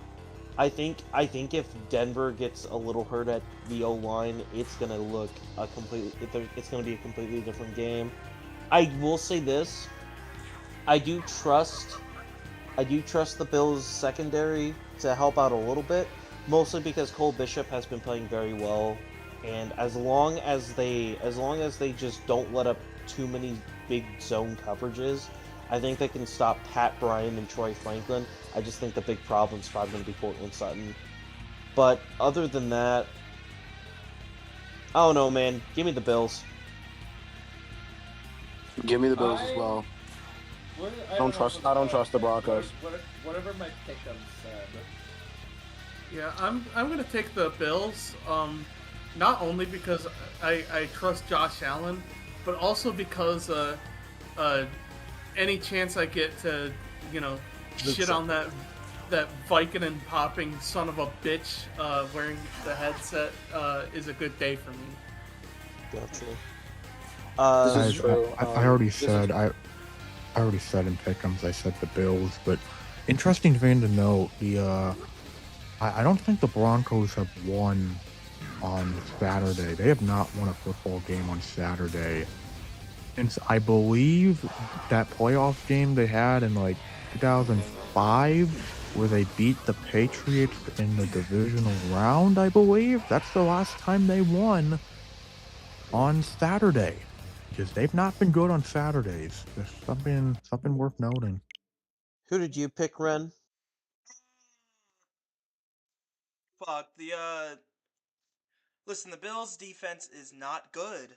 But I don't know. It's a tough game, but my heart wants to go with the Bills, but I'm gonna say the Broncos. Yeah, you're go with either the Pookie Bear or the Uma Moose Maze.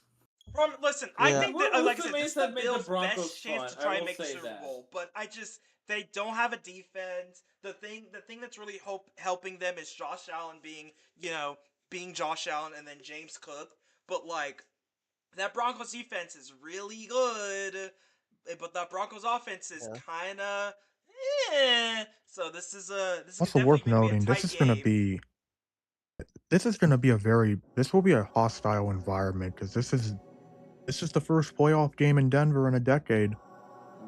Yeah. I don't know, maybe Tebow Mania will happen. Fuck, Tebow Mania will happen again. I know Tim Tebow's not playing, but no. Yeah, instead of Tebow Mania, it'll be Bo Mania. Yeah, it'll be Boner Mania. No, bro. It wouldn't be Bo Mania. It would be the Bo Leavers. But yeah, I am not a believer. I think he sucks. Me neither. I think he's a. Let me I think Bo just Nix can be competent say enough this. to do a little twerking or something. I think that the fact that the Bills went into Jacksonville, beat Jacksonville, I think they can go into Denver and beat Denver. Like I said, there's a chance, but I'm just with that defense. I can't. The Broncos live and die by their running game, and RJ Harvey isn't like good enough to be a running back. I'm saying he's not good enough to be a running back for them to for them to really expose the Bills' bad run defense. That's really I think they're gonna have to rely on Jaleel I'm saying McLaughlin to run the ball. I think they're gonna have to not only do that, but they're also gonna have to rely on Bo Nix to pass the ball, which I don't personally. I do not trust Bo Nix to pass the ball. I just think Josh Allen's gonna do enough to win, and if they don't win, wowzers. I guess they just can't beat teams in the AFC West. Well, after that, for the Saturday game to cap it off, we have at 7 o'clock CST, you have the San Francisco 49ers making one last trek into Seattle to face the Seahawks for one final matchup to see who's going to be making the NFC championship. This game will be an ass beating. Seattle is going to win this game by double digits. Yes. The 49ers. It was a great run. 49ers. You were just completely out. Sorry to the Niners. Because your defense is not. I mean, because your defense just isn't. Your defense just is not good enough. The offense isn't like. I don't want to say the offense isn't good enough, but you're running to a buzzsaw in Seattle. It's just not going to work. They're gonna get pulverized like they did a few weeks ago. It's I time give for me the Seattle by Seahawks double fan digits. to be the biggest hater towards the Niners. Oh, how I've missed Niners hate week. Oh, fuck the 49ers. You had it like 2 weeks ago. I Yeah, know bro. I get to hate them again. I Corny ass. love it. Fucking Dude. corny ass bit. Dude, why does Brock Purdy look like Sheen from Jimmy Neutron? Crazy. No, he doesn't. He doesn't. Trap House Sports was tripping when he wrote that, and you're tripping for keeping that alive. Don't He care. sneaked You dissing. if you can hate those cheesehead wearing fucks, I can hate. He looks like Steve from Blue's Clues. I'm I sorry. like Steve from Blue. Well, to be fair, I do like. I have a Steve very. from I Blue. actually. I don't think this game is gonna be about blowout. I don't know. I just don't. Yeah, It's- same. it I is, don't like, believe this game's the gonna be a thing- blowout. I will say, like Oh. week 18, that game should have been 33-3. Oh yeah, no, Like, and that's the thing. That's the thing. That last game. Oh, they should have been dragging their nuts Mhm. and fucking making them sniff that shit, bro. But they this- didn't. this So I'm will like, be I don't think this game's gonna be a different. blowout. See, I like to do my interpretation of what me reading my phone was on Thursday. So I hope everybody's seen the meme. I was doing la la la la la. Yeah. La la la. Sam la, Darnold la, has la, an la, oblique and then injury. Screaming loudly. Ah! Oh, he's probably gonna go. It's probably something really minor. Then I just go back moseying about my day. But I did not appreciate that heart attack that I had for 5 whole minutes. Listen, that. I think either if Sam or I still think this is gonna be a Seattle win, and I low key don't think the QB is gonna matter who plays that game too much. Get the ball in JSN's hands, or just run the ball. Just all you gotta do is run the ball, and you will win. I will say it. Richard Sherman has said this many times. Just run the ball. Don't be cute with it. This is the playoffs. That's what I'm saying. Mike. I don't think the QB play, whoever, if it's Darnold or it's Locke, I don't think the QB play matters in this game. No, I don't wanna Seattle's say game that. plan is to get the ball in the playmaker's hands. Listen, the Niners defense is battered, but that's why I'm not discounting the Niners, because with all the shit they have getting and fucking what's the coach's name? I forgot his name. Motherfucker. Robert Saleh. Shanahan. No, Kyle Shanahan. Shanahan. Kyle Shanahan probably should win Coach of the Year for what he's done for this team. Battered they are. They're in the divisional round, and some teams can't say that. So that's why I'm like, I'm not counting out the Niners. That's why I don't think it's gonna be a blowout. However, having a battered defense is still a battered defense. So the Seahawks just get the ball in the playmaker's hands, and they will win the football game. Yeah. It's that offense. I Listen, enjoy because Seattle's beating the defense is going to come to Niners. play. Seattle's defense is going to handle it. Is going to do the good work. If Seattle's offense can be fucking, even if Seattle's offense is a 4 out of 10, man, that defense is going to propel them to be an 8 out of 10 team.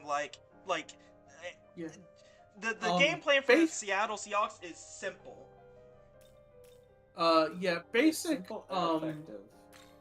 yeah, basic logic should dictate that the G-Cubis and the Seahawks should win this game by a lot. But I totally agree, Spencer. They should absolutely destroy the opposition because of the Darnold.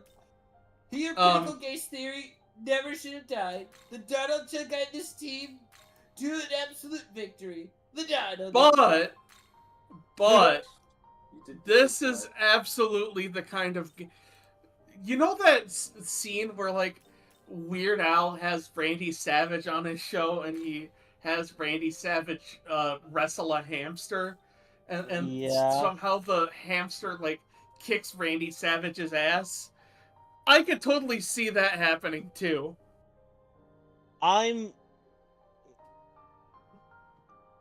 Niners win by 4. Literally how and why. Luke will remember that. Luke will remember Yeah, that. yeah, like listen. Literally how and why. Literally how. Yeah, and well, yeah, why. actually, this is the one time I need you to explain yourself. Careful, Look, though. man, It's spicy. we have lived in a NFL landscape so far this year that teams have survived off being resilient bastards. And you want to know the And- one thing that I will say about the San Francisco 49ers? There's one more team that I think is like on their level in terms of resiliency, and that's the Chicago Bears. That team is a resilient bastard. You could kick them in the teeth 30 different times. You could rip the ACL from their knee. You could take their heart out, and I still think they would find a way in some way to make this a one-score game. And in all honesty, everything in my head is pointing it to being this. Niners Hey, have the so ball at their own 40. They drive all the way down the field and score with only 15 seconds left on the clock. Seattle barely gets in the field goal range after a good return. Kick goes wide left. Niners win. You say okay, so they would okay, win by I'm gonna. 4? You said they're gonna win by I, 4 I though. my bad. I meant to say they're probably going to win by a touchdown. My Luke's general gonna remember statement. this. Luke will remember So this. I'm gonna let you delude yourself into your fantasies. But I live in reality, and the reality shows me that Seattle is so much better than the 49ers right now. Right now, like just with barring all the injuries, and I just think that's the main reason why Seattle's going to win is just because of all those injuries and how they went into Santa Clara 2 weeks ago and kicked their ass, and now they're coming back into Seattle in a hostile environment. The only way I can see the 49ers winning this game is if Sam Darnold throws this game away, which is very much a There possibility. is It is. possibility. It's a There is a possibility. very It is strong possibility. it is a possible. There is a possibility where that can happen, but the way Seattle's defense is playing, Your defense is just too good, man. and I want to say this too. They're not like the Seahawks are not the Eagles. They are a way better coach team, Mhm. and they are a more cohesive unit than the Eagles are. The one thing I don't think the will 40 I don't add, think the though, 49ers I still don't think the 49ers are going to be able to move the ball because I don't trust the I don't trust the weapons room if outside of Christian McCaffrey, and their defense it's just too injured to be good.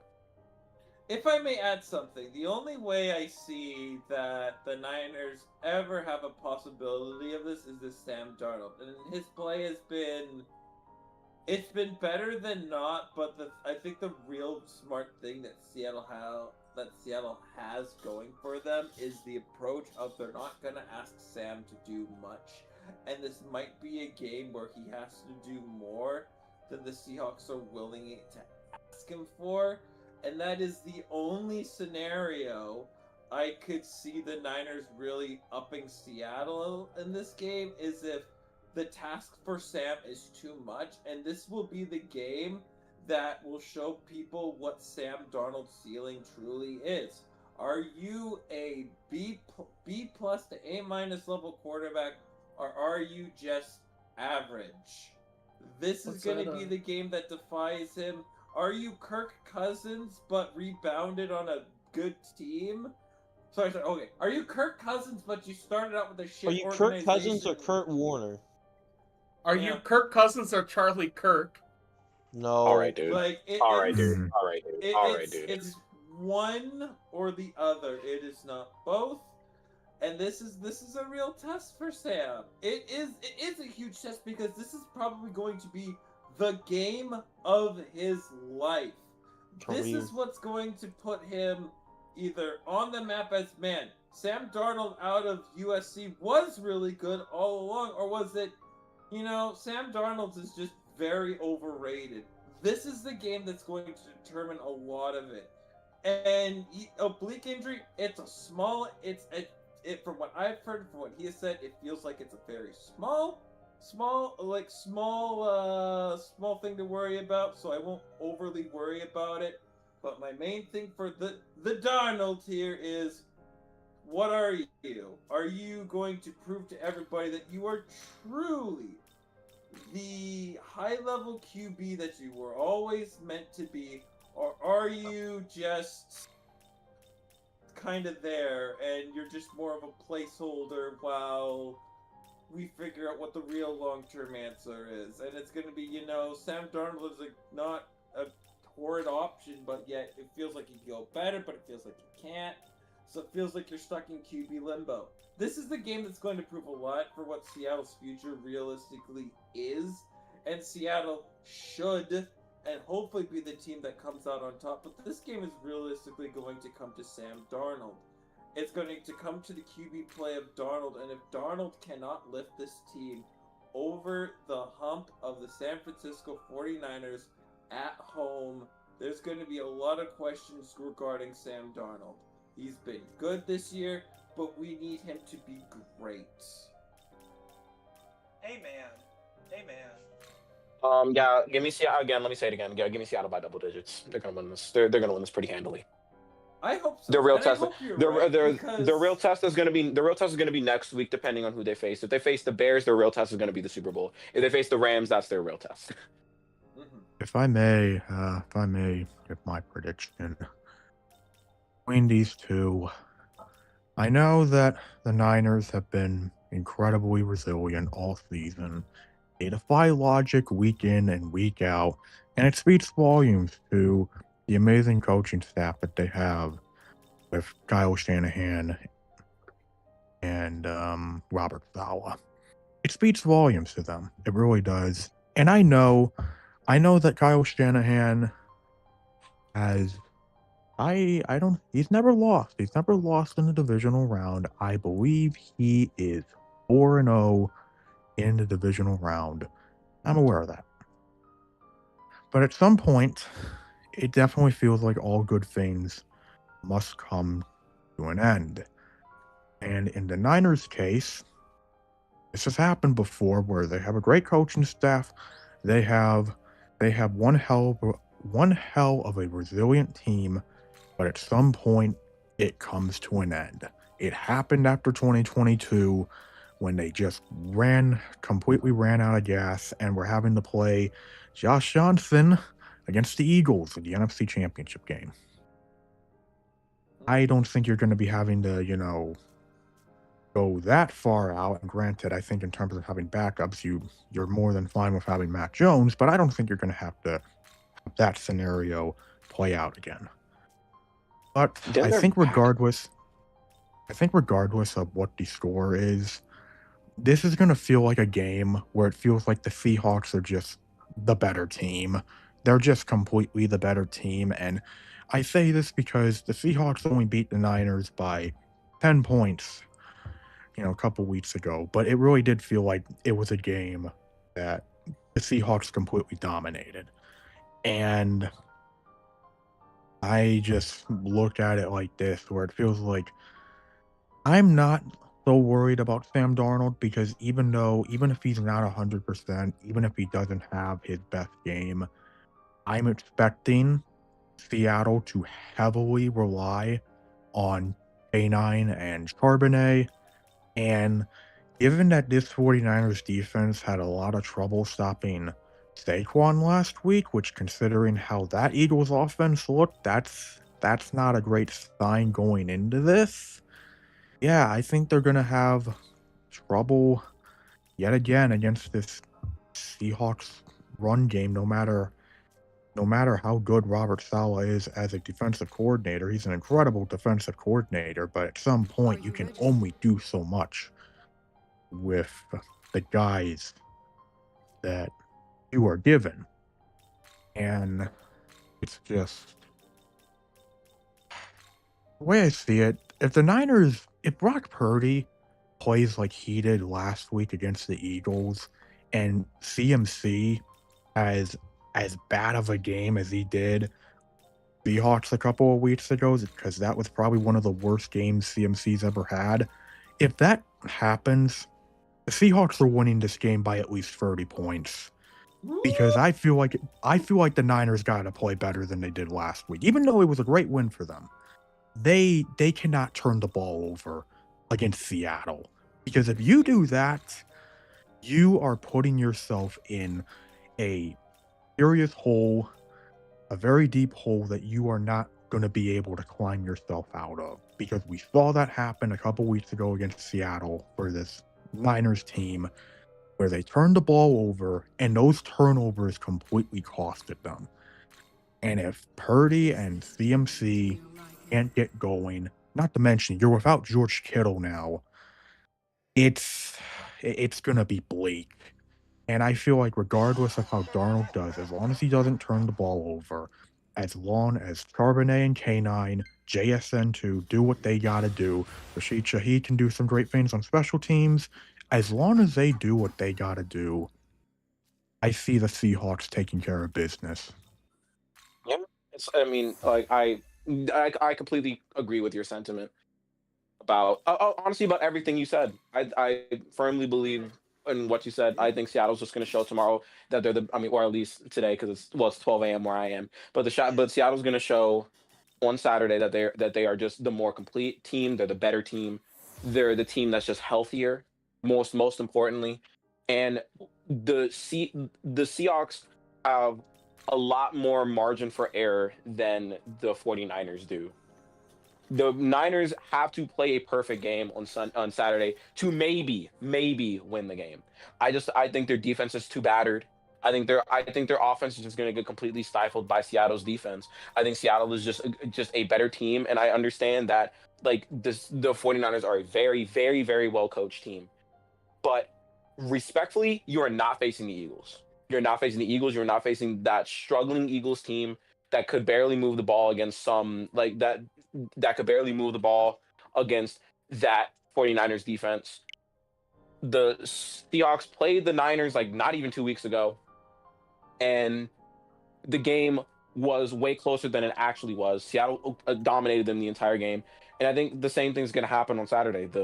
Their defense is just their defense is just too strong. 49ers are just too hurt. A great season, but again, just injuries suck. Maybe if they had Nick Bosa, maybe if they had Fred Warner, they maybe if they have any of those guys, there's a solid chance that they could maybe win this game. But the 49, I think the 49ers just completely outmatched. That's why I think Seattle's going to win this game by double digits. I just think the 49ers just way outmatched. The Seahawks I think the Seahawks real challenge is going to begin either next week or the Super Bowl.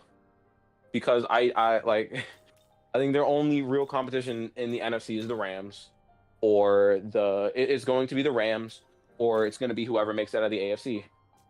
And even then, whoever makes it out of the AFC might not be up to snuff. Well, maybe the Texans. See what happens. I do like the Texans defense. I really do too. No, that's what I'm saying. I think well, I'll get to the Texans. We get to the Texans, but that's what I feel about this game. We still got two people to ask their thoughts. Ren, who do you have? Oh, Seahawks. I don't think it's gonna be. I don't think it's gonna be a blowout, but I think that Seattle is a more well complete team. You know, more healthy than the Niners are. I don't truly think it's gonna be a blowout because again, the last time they played should have been a blowout. It was 13-3. So that's why I'm saying the Seahawks, but I don't think it's gonna be a blowout like how y'all are saying. I'm also trying to not curse. I want the Seahawks to win. That's why I'm not. I'm trying to give the Niners props, so it isn't like, yeah, we're dogging on the Niners. They're gonna fucking suck. Because Lord knows, I don't. Well, actually, I won't be here next week. But anyways, I don't want to be the Niners to be like, hot shit. Like, no. I'm giving them credit because for them to be battered and whatnot, they are still here fighting for a chance. Like in the divisional round, but I just think rather it's the Darnold or it's Horsecock Lock. They got a playmaker at wide receiver. They got a great two-headed monster. They got a phenomenal defense. Just too many good things about the Seahawks to really give it to the Niners. So give me the Seahawks by depending on how by a touchdown. I think it's still gonna be by a touchdown, but I think the Seahawks dominate most of the game, but I don't think it's gonna be a blowout. Well, Spencer, I'm the only one on the Niners island right now. What are you gonna choose? Well, quite honestly, like I was saying earlier, just because the stack is so heavily favored against the 49ers,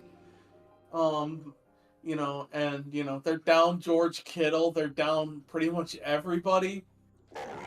Somehow this is going to be the game where the 49ers blow the Seahawks out of the water. Ooh. We got crazy people in here, man. Yeah, I don't think it's gonna be a blowout. That's why I'm like, I don't believe it's gonna be a blowout in either team's favor. Like I legitimately think this is the one where they completely catch Darnold off guard because they have like a whole bunch of tape of him doing shit against the Niners defense, and they're just like, okay, let's try. They're running a bunch of shit to try and prevent that, and I think that kind of experience is just gonna blow that much harder back against the Seahawks, who I know this is gonna come off as me being a bitter ex, but Sam Darnold not having the greatest experience in the playoffs probably not gonna work in his favor in this game. I feel like that's fair. Well, in that I case, don't see how the 49ers are blowing out. I don't. That's, like I said, that's what No, I'm I don't see. This game won't be a blowout. This game is not going to be a blowout. You're Still. insane if you're calling this game a blowout. still, There's it's no gonna be there's just no universe the 49ers blow the Seahawks out unless Sam So- unless Sam Darnold throws like 6 interceptions. one put past me, but 2 for Niners, 4 for Seahawks. Me and Spencer will stay on our island. But up next on Sunday, we have the Houston Texans looking to make their first AFC Conference Championship in their franchise history. But in order to Didn't they do make so, CJ Stroud? No, they didn't. No. They made it Nope. to the, Like, going up they a- made it to the divisional. But going up against them is a foe that they not only know too well, but a foe that has not only been to the game once, they've been there around 11 or 12 times. The New England Patriots. And Why not have Texans. ball? Let you guys go first. talk I'm taking about the it. Texans.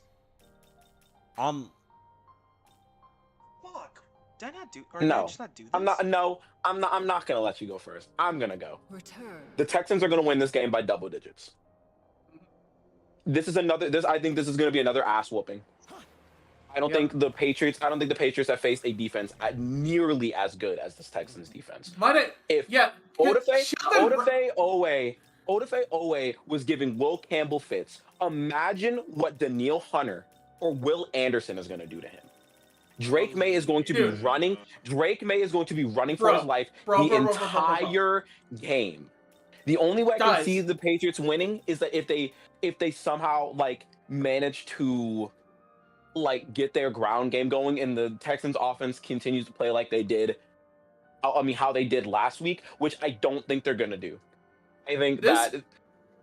Go ahead. My favorite part about this Houston Texans team, Sheldon Rankins has 2 touchdowns on the year, and I think that's fucking cool. True, he does. Pick six. I just think the Patriots are just complete. I think the Patriots are complete. I just think the Patriots are completely outmatched this game. They're not facing the Chargers. That's all I can really say. They're not facing the Chargers. They played poorly against the Chargers offensively too. And if you think they're gonna play any better against this Texans defense, I don't know what to tell you. Especially after what you just saw last week, how they completely stifled the Steelers. I think their offensive line plays pretty similar. I don't think the Patriots have really been battle tested this year. The only real battle test that they had was against Buffalo, and that's kind of about it. Yeah, this is the best series.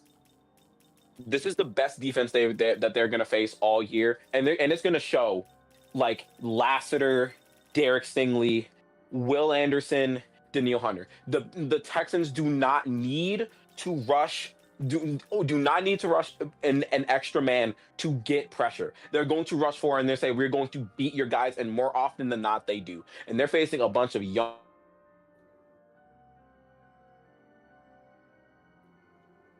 Sorry, an alarm went off.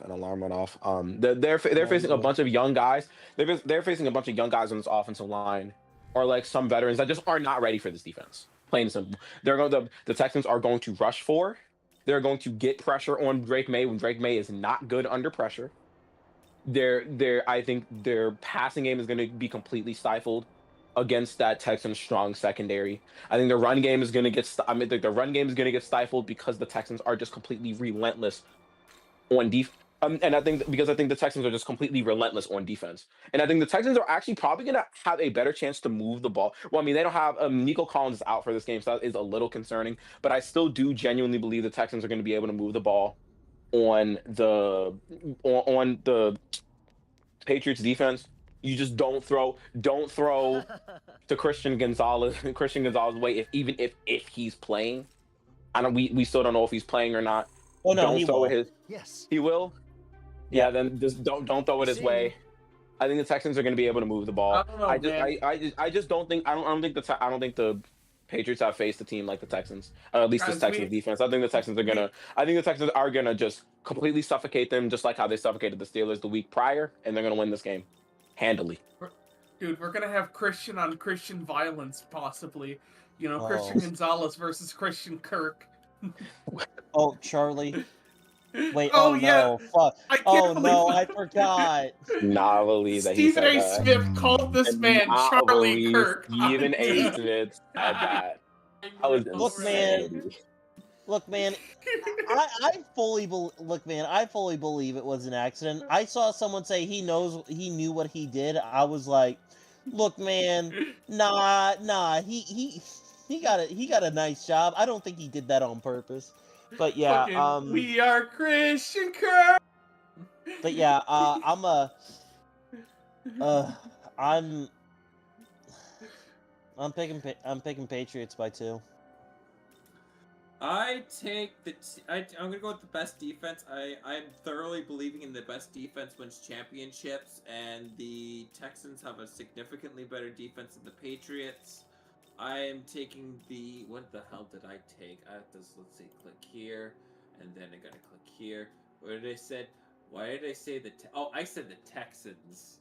I was hoping I picked the Patriots, and I said, why did I pick the Patriots? No, I think it's the Texans. I think this we might get a really boring, like a very defensive heavy Super Bowl. That's kind of the potential around it.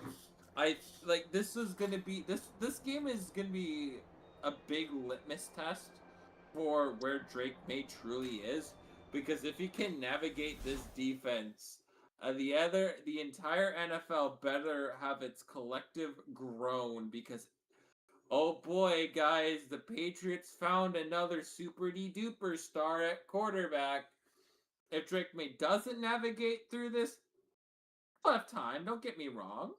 But this is going to be a game where, you know, just how good is Drake May? You know, how really good is this Patriots defense? It's gonna come to the defenses, and I think the Texans have a significantly better defense than the Patriots, so I take the Texans by having more points than the other guys. Wow, that's a. Do they let you do that in Vegas, where you put money down and you're just like $5 on whoever has more points than the other? Yeah, I know, crazy, right? Yeah, but you know what they're telling you to do? They're telling you to get the fuck out. Hey, what can I bet on $5 in Vegas? You can bet on getting the fuck out of here. Hi, I like to bet on the UFL. Yeah, that's when you get kicked out of the fucking Luxor, dude. No. It's like you're going in there betting on week 0 games in college football. Hi, I like to take my bet on Montana beating UNLV. Or sorry, covering the spread against. That's when they actually give you the fucking gambling hotline number. They're like, please Bro, call it. Get some fucking help, my guy. That's actually what Nickman's new job is gonna be. He's gonna be the guy sliding over the pamphlet and just like, dude. He's not gonna say anything. He's just gonna hand over the pamphlet and just like get some help, my guy. Yeah, I just have to hand him the number. I just have to hand him a card that literally just says the number. Just like the collective eye roll that he has like from a distance, and he's like, just take it. Just take it. just take it. Get out of here. Just take it. Anyways, regarding this game, This is going to be a very low-scoring game. For the Texans and the Patriots, I really want Houston to win this game. I really do. I want the Texans to win this game. They have such a great defense. It's all going to come down to if CJ Stroud and this Texans offense, without Nico Collins, by the way, can do enough. It's all going to come down to whether this Texans offense can do what they got to do. And it's just, I don't know if they're going to be able to do that because whereas, New England has not been battle tested like Houston has, but at the same time, it's like you're going into a tough environment like Foxborough. Gonna be cold weather, which I'm curious how Houston's gonna handle that because you're going into probably your coldest weather of the season. For an indoor team having to go to an environment like that, never an easy task unless you prove otherwise. But I mean, Listen, they went into another hostile environment in Pittsburgh and handled it. they Probably, did the like, same honestly, shit. arguably in an even more hostile environment in Pittsburgh and handled business. But to be fair, it's fair. I'll give them credit. Give credit where credit's due. Patriots are probably a better team than the Steelers, but the Patriots are a better team than the Steelers. So Yeah, there's that.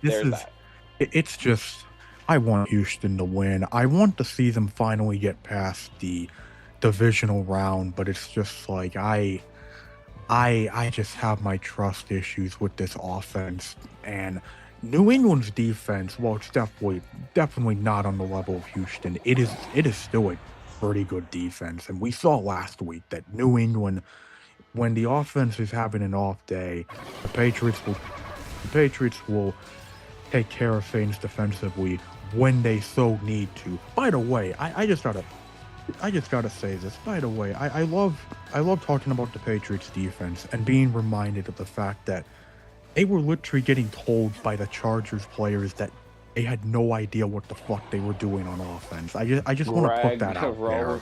Greg Roman moment. Greg Roman moment. Classic. That's a very classic Greg Roman moment. I want the Texans to win, but my God, I think we're gonna be doomed. I think we're gonna be doomed to another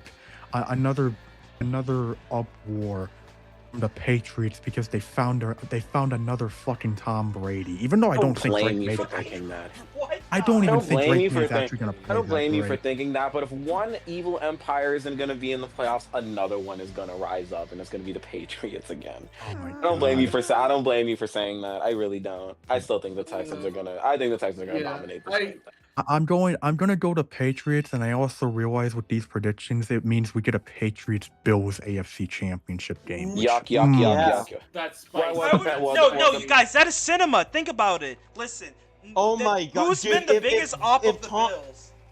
Dude, Think if about it. Josh Allen loses in the championship to the Patriots, I genuinely think that he might have to just retire. Like, because how do you come back from that? You don't. You don't. Yeah, Get a Sean better team. McDermott Get a might better be team. like executed at midfield. No, Oh listen, my they're actually gosh. gonna do some fucking ISIS type of fucking execution on Sean McDermott. No, Oh you my guys, God. no, you guys I will don't be think cheering about for it. whoever Think wins about the it. exit Yeah, out of you the know what? NFC. You know what? This has been a year. This whole year of just football, like even including Indiana, this has been a year of storylines. So give me the Patriots. We're getting Bills Patriots for the AFC Championship game.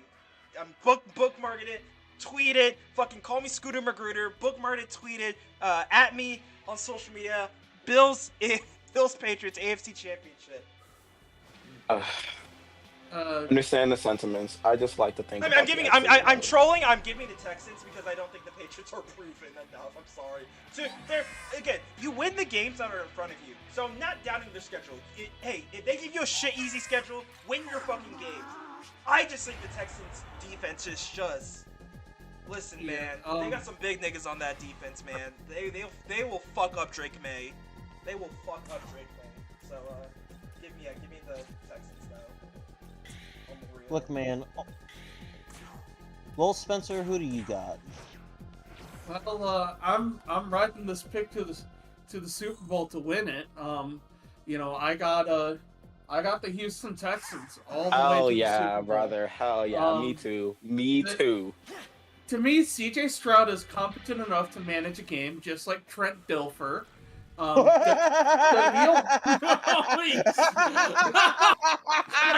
You know what?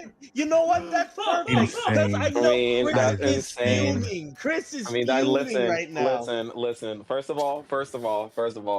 We may be That's on the same. clever. We may be on the same wavelength. We may be on the same wavelength. Of the Texans are going to be in the Super Bowl. Don't you ever disrespect CJ Stroud like that and comparing him to Trent Dilfer. Yeah, never disrespect Trent Dilfer like that again. Trent Dilfer, no, CJ Stroud as a rookie is better than Trent Dilfer throughout his entire life. So let's not do this, okay? Let's just not do this. But but like, you know, you're right. Continue about game management, because I think he can game manage his way into winning the Super Bowl.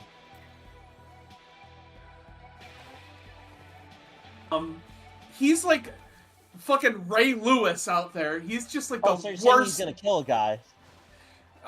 He might actually murder. Yeah, Drake May. Yeah, he might actually murder Drake May. You know, pretty much that whole defense is. Listen, What I'm trying to say here is that it's the. but he's gonna see a punch in his face. He's gonna have a heart attack He's on the gonna- field. Listen, as one low tier god says, when Will Anderson and that Texans defense slaps their BBC on the table and tell him to keep Drake May to keep seasoning it, I think it's gonna be over for the Patriots. You know what they say? No BBC. Edgar, hey, listen. Oh my god. Listen. What is happening? What's happening? What's happening Look, is that man, the we are the most serious sports show out there. This is a normal conversation here at the Sickos channel. Kind of on the lines of how we'll talk about March Madness, but yeah. Y'all know, you got it. Yeah, you know how it is, man. Most popular time to get a vasectomy, March Madness. Yep. But yeah, Luke, who are you picking? You said Texans? I made my statement. I said Texans will score more points than the team that's playing the Texans. Okay, well, it's time for the moment you've been waiting for. That was You 4-2 Texans, right? Yeah, was, 42 Texans. Yeah. That's Texans. 4-2 Texans. yeah. The Texans have more points. No, it's Also, 3-2. Also for Broncos Bills, just to clarify, I think it was 5-1 Bills. Yes. Believe so. Yeah. Yeah, most people Yeah. took Buffalo. Yeah. It All can right. go either way. Well then, on Sunday Night Football, Oh boy, here we go. it is one of the most important matchups for both of these teams in a very long time. The away team, the Los Angeles Rams, coming into a very cold and chilly Chicago to face the Chicago Bears on Sunday Night Football. Winner goes to the NFC Championship. This may be Stafford's last game. We never know with how crazy Highly the doubt it. NFL is. This may also, and in this game too, many things will be defined. But before we get this started off, I just want to say this real quick. This game is batshit unpredictable. If you were to tell me at the beginning of the season a team that was better between the Rams and the Bears, I would have flat out said the Rams.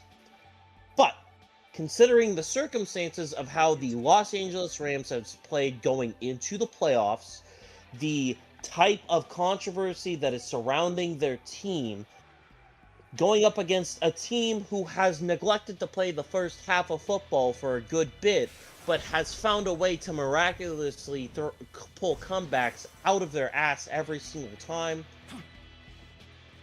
I have a very hard time predicting this game. On paper, the Rams have a better roster. But at the same time, that supposedly better roster led up 31 points to the Carolina Panthers. And the Panthers defense, which isn't the greatest, was giving Matthew Stafford fits. Now, I'm not... They were? Yeah, Stafford threw They- 2 picks. Are you talking? Are you talking about the game they just had, or the game when they lost? Oh no, Stafford threw a pick. My bad. But still, Stafford was not having. Stafford had a good game, but he still had his misses. I am not sitting here and saying that Stafford is coming into this game perfect. Plus, not to mention too, Stafford has an injury to his throwing hand, his index finger. Now, I'm not saying that's going to be insanely significant, but any injury to the throwing hand is going to be a cause for concern no matter what. And all I have to say is I don't think the first 3 quarters matter in this game for either team. I think it's going to come down to the 4th quarter for whoever.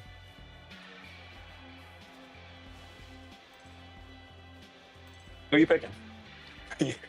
I'm saving mine, buddy. Bears fans go No, last. no, we got privilege. no, Bears we got fans- privilege no, in this you're going bitch, first. motherfucker. You're going first. We got No, you're privilege going first. in this bitch. Tell- You're Nick, going you first. tell me Bears fans you're are going first. Bears fans are going first.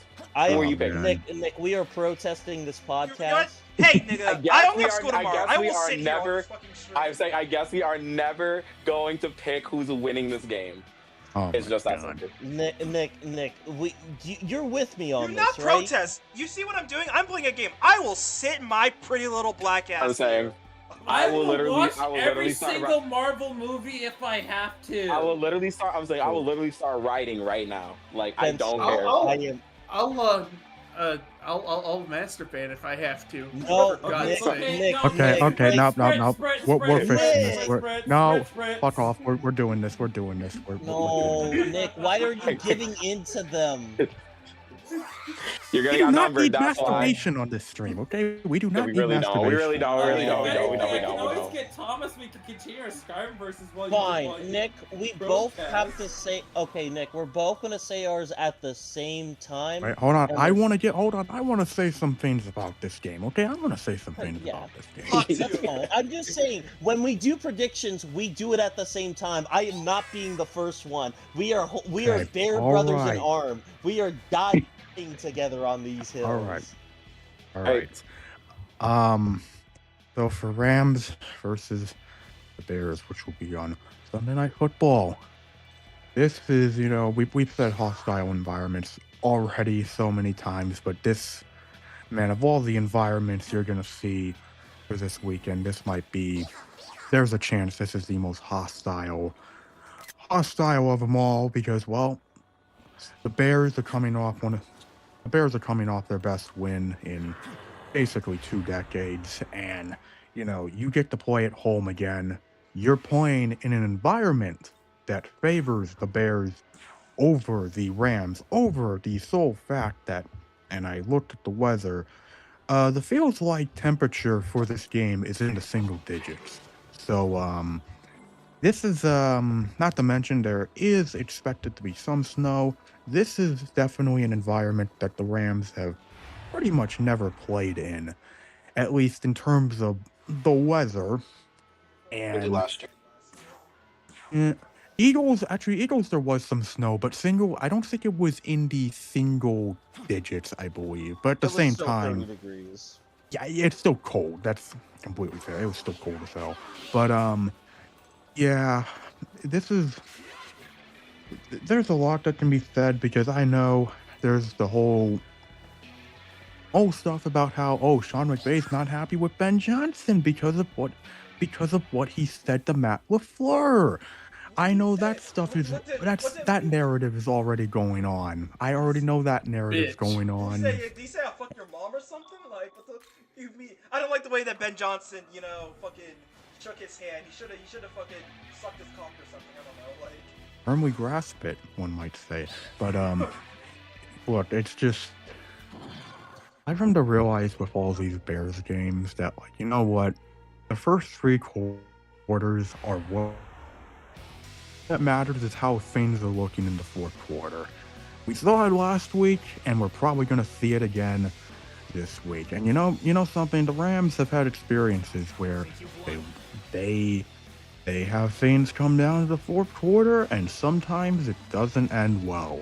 And by that, I mainly am trying to say that if something similar happens in this game, like we saw with like the Rams and the Seahawks on Thursday Night Football, it wouldn't surprise me in the slightest because it would be the most Rams and Bears shit to ever happen for some tomfoolery like that to decide this game. And like, I will not lie, I am not looking forward to having to defend Puka Nacua and Devontae Adams. I'm not looking forward to that. I'm not looking forward to what Stafford can do because, granted, even though the Rams won last week, I don't think they're out of the woods just yet from the fact that they got hit by that curse wheel. Because Stafford, I don't think Stafford's 100%. He didn't look 100% last week. Still led a game-winning drive regardless. And if anyone's gonna be able to play through as much pain as Stafford's probably in, it's gonna be Matthew Stafford. So I am fully expecting that the Rams are going to be trying. They're going to be as prepared as Sean McVay and possibly prepares them for the environment they are going to have to play in that weather against the Bears. And the Bears, I feel like, are at the point where they have absolutely nothing to lose. This season has been a resounding success. You knocked out your biggest rival in the playoffs and humiliated them in more ways than one. And right now, you basically are playing with nothing to lose. And I feel like that is the best move to have right now for a Bears team that has so much momentum and they know about the noise. They probably, I'm sure damn well, Ben Johnson is well aware of what people are saying about him, Sean McVay, and God knows probably all the stuff he's heard about the whole Matt LaFleur thing. I know damn well he hears all that. And I know damn well he's going to use that as motivation for this game. So at the end of the day, I am fully expecting this game to be very close, and it's all going to come down to the fourth quarter, like it always does. Okay. All right. We'll say the team and how much we think they're gonna win by on 3. 1, 2, 3. Bears by 1. Bears by 4. Hooray! Hooray! Bears Good fans work, out of that the way, was okay? hooray! Right. Okay. All right. So they said their spiel. They said their. Yeah. They Now, said their. now, That now, wasn't now. painful. There's a That was reason fun. why I we had like to that. go for. Now there's a That's reason fun. why we had to go first because these 4 people are going to absolutely violate our football team and make us feel shitty for picking the Bears. No. We're the Not opposite, at all. actually. Not at all. Listen, I completely understand your sentiment. I think this is a very, very, very, very hard. Because I 100% agree with you saying that this is a really hard game to call. I do think this is a really hard game to call because of how inconsistent the Rams have been the past few weeks. It's like how sporadic this team can be, how much talent they have, and how like they kind of just been on some bullshit. I'm not gonna lie, I've just been on some bullshit, and have been also prone to choking. Sort of, kind of. I mean, the Seattle game was a super bad choke, and it's something that the Bears can do. But I'm thinking just in a strictly a playoff environment, everything changes. I feel like every team is trying to play at the best that they can possibly be. I don't want to say I don't see how the Bears are gonna be able to win this game, but I'm just like really thinking about like playing the scenario in my head. I think that the Rams offense is just better. I think that their defense is also just better. And will the Bears find a way to like force some turnovers? Probably. But if Matthew Stafford is playing B plus, I think the Rams win. I think the Rams win this game pretty. I don't want to say pretty easily, but yeah, pretty easily. I just think that they're a better team, like from top to bottom. Better quarterback, better running backs, better receiving core. Not a better offensive line. I think the Bears' offensive line is very good, but defensively, the Rams are better. I just think like from top to bottom, they're better, and I think their coaching staffs are pretty comparable. If not, the Rams have an edge because Sean McVay has won a Super Bowl, and this is what's his? I don't know why. Brian Johnson's. Brian Ben Johnson. Why did I say Johnson. Brian Johnson? Ben Johnson. Thinking of the wrong Johnson. This is Ben Johnson's like first ever playoff run as a head coach. Not as like a coach, but as a head coach. This is his first ever playoff run. I think the Bears are definitely playing for more. Like they're playing. They're gonna play. They're gonna play for a lot more. But I think the Rams are also gonna play for a lot more too, just to show people that they're like, yeah, like you don't count us out, right? Because we've been playing kind of mid these past few weeks, but don't count us out because we're still one of the best. We're still one of the best teams in the league. I just don't know how the Bears are going to stop that Rams offense, especially when I think that the Panthers and the Bears defense is pretty comparable. If not, the Panthers might be a little better. I'm not gonna lie. At least on the front, at least in the front seven, I think the Panthers might be better. I just think I don't know how the Bears are gonna stop the Rams offense. I think that the Bears are more prone to making mistakes on offense too. They can move the ball and they can move the ball well. I think that the Bears receiving core can probably give the Rams secondary some fits, but I don't think they're going to be able to run the ball all too well. They might not pass the ball all too well. They do have the bend. They might have the advantage in terms of like playing it in the cold. But I trust the Rams to go into Chicago, like just to go into Chicago and handle business. I think that's what's going to happen at the end of the day. I think they're going to go into Chicago and just handle business. That's what it is. What it is. They're probably going off to Seattle next week. Give me the Rams by. Give me the Rams by 8. I'm going to take the Rams by 8 points. That's me being nice. Never underestimate the Bears. They, at the end of the day, their plan is to have more points than the other team. And I think that's something that benefits them a lot.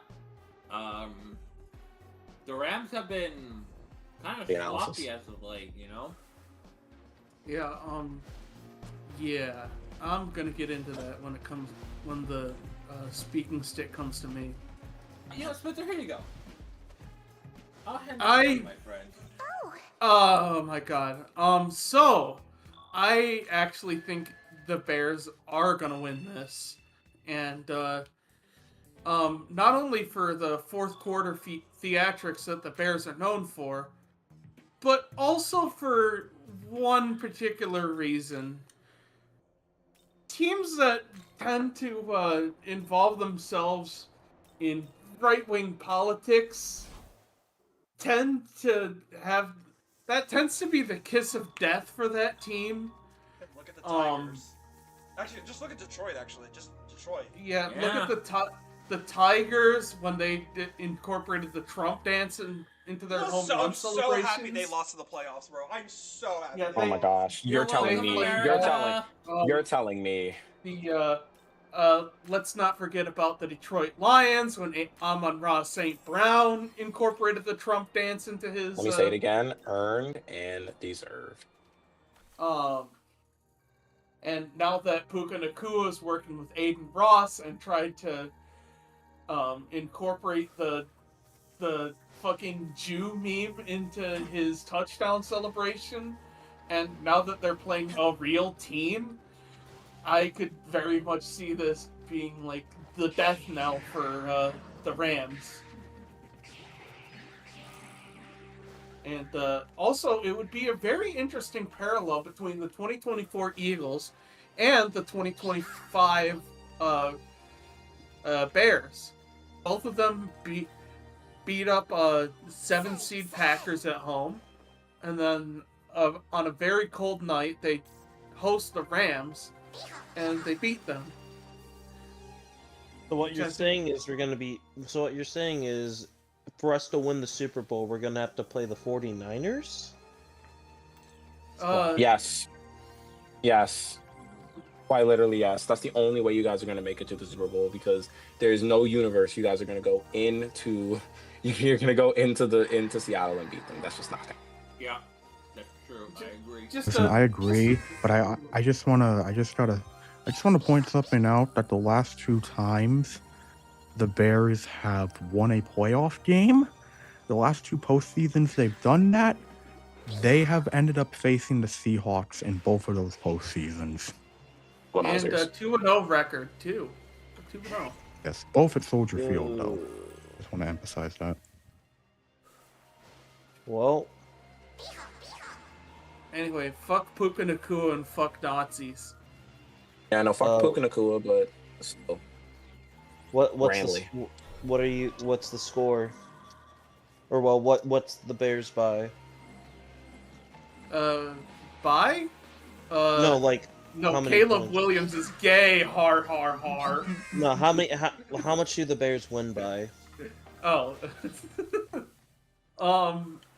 I honestly think it's gonna be by 2. Yeah. Um, Well, Ren. This game's hard. It's harder than I am, man. Fuck, I don't know. Like, really, I don't know how y'all are having so easy times. Because man, it really depends on the fourth quarter. You know, if Caleb comes in with his matchas, fucking wired headphones, only one earphone though, only one though. it's The other one has to be feminist dangling. literature. You know, the signature performative male look. Stafford is injured. That could do something. That could be a little. Yeah, they're That's actually gonna tough. have to bring I in thought I Chris had Pratt this. to play Matt Stafford. It's tough to decide who really is this game because you know the Bears are on their miracle run right now. You know, just fucking dancing through the rainbows or whatnot. But the Rams are a very good team who have very good weapons. You know, fortunately, Puka Nakua may be a not so cool person, but god damn it, is he good on that football field? And when he steps on that gridiron, you know, he's just that guy. And That's what people said about Amon-Ra St. Brown too. Look Yeah. how that turned out. But I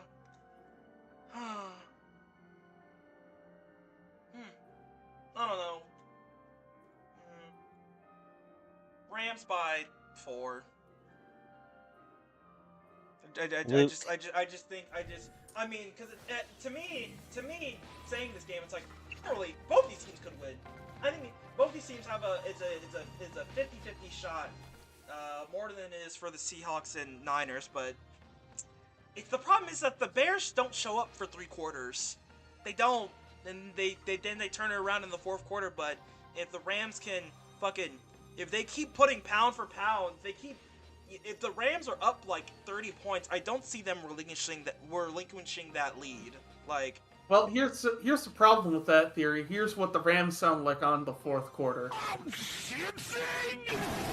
And that is true. I just you know. Not last week. They clutched up. I still think it's probably gonna be. I think it's still gonna probably be the. I think it's still gonna be the fucking the Rams. I thought you were gonna say it's still gonna be Caleb. You know, throwing down some feminist literature books at. Listen again. I don't know who's gonna win this game. Honest to God, don't know who's gonna win this game.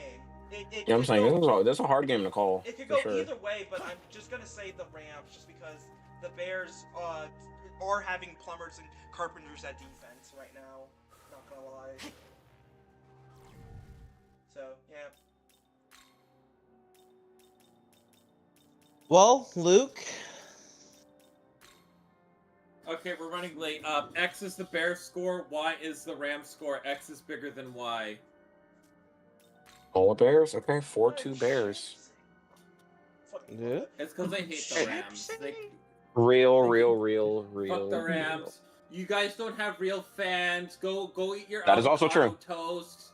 Go sit in traffic. Fuck you. And also, yeah, what I said to Puka Nakua again. Yeah. Puka, but what if he's Puki Nakua? What if he's like? What if he apologized? Nazis ain't no Pookie of mine, bro. What if he said I'm sorry? Well, I mean, I'm sorry, I didn't mean to be a wet-wing grifter, uwu. Yeah, go fuck yourself, you I was just... It's literally I was pretending to be retarded off defense. Okay, well, quite lit. I mean... He don't got internet. He don't got internet, bro. He don't got internet, bro. Alright, Don't got internet. cool. I think that's everything for the playoffs. Is that everything for everybody? Yep. Getting Yep. kind of late. I'll probably end things off by saying thank you guys for tuning in for tonight's show. Tomorrow, if you don't feel like watching the playoffs, Skyrim versus with Thomas will be going on some point in the afternoon. We're gonna go right up until the Seahawks play. That's gonna be happening tomorrow, and then I might be doing some Pokemon on Sunday. Power rankings. Don't forget to watch the Power Rankings video if you haven't already. If you haven't watched the Sicko's Guide to the Playoffs, be sure to watch that as well. Thank you guys for coming out tonight, and we shall see you. I'll see you tomorrow. They'll see you next week. Peace. Not me. Later. Goodbye.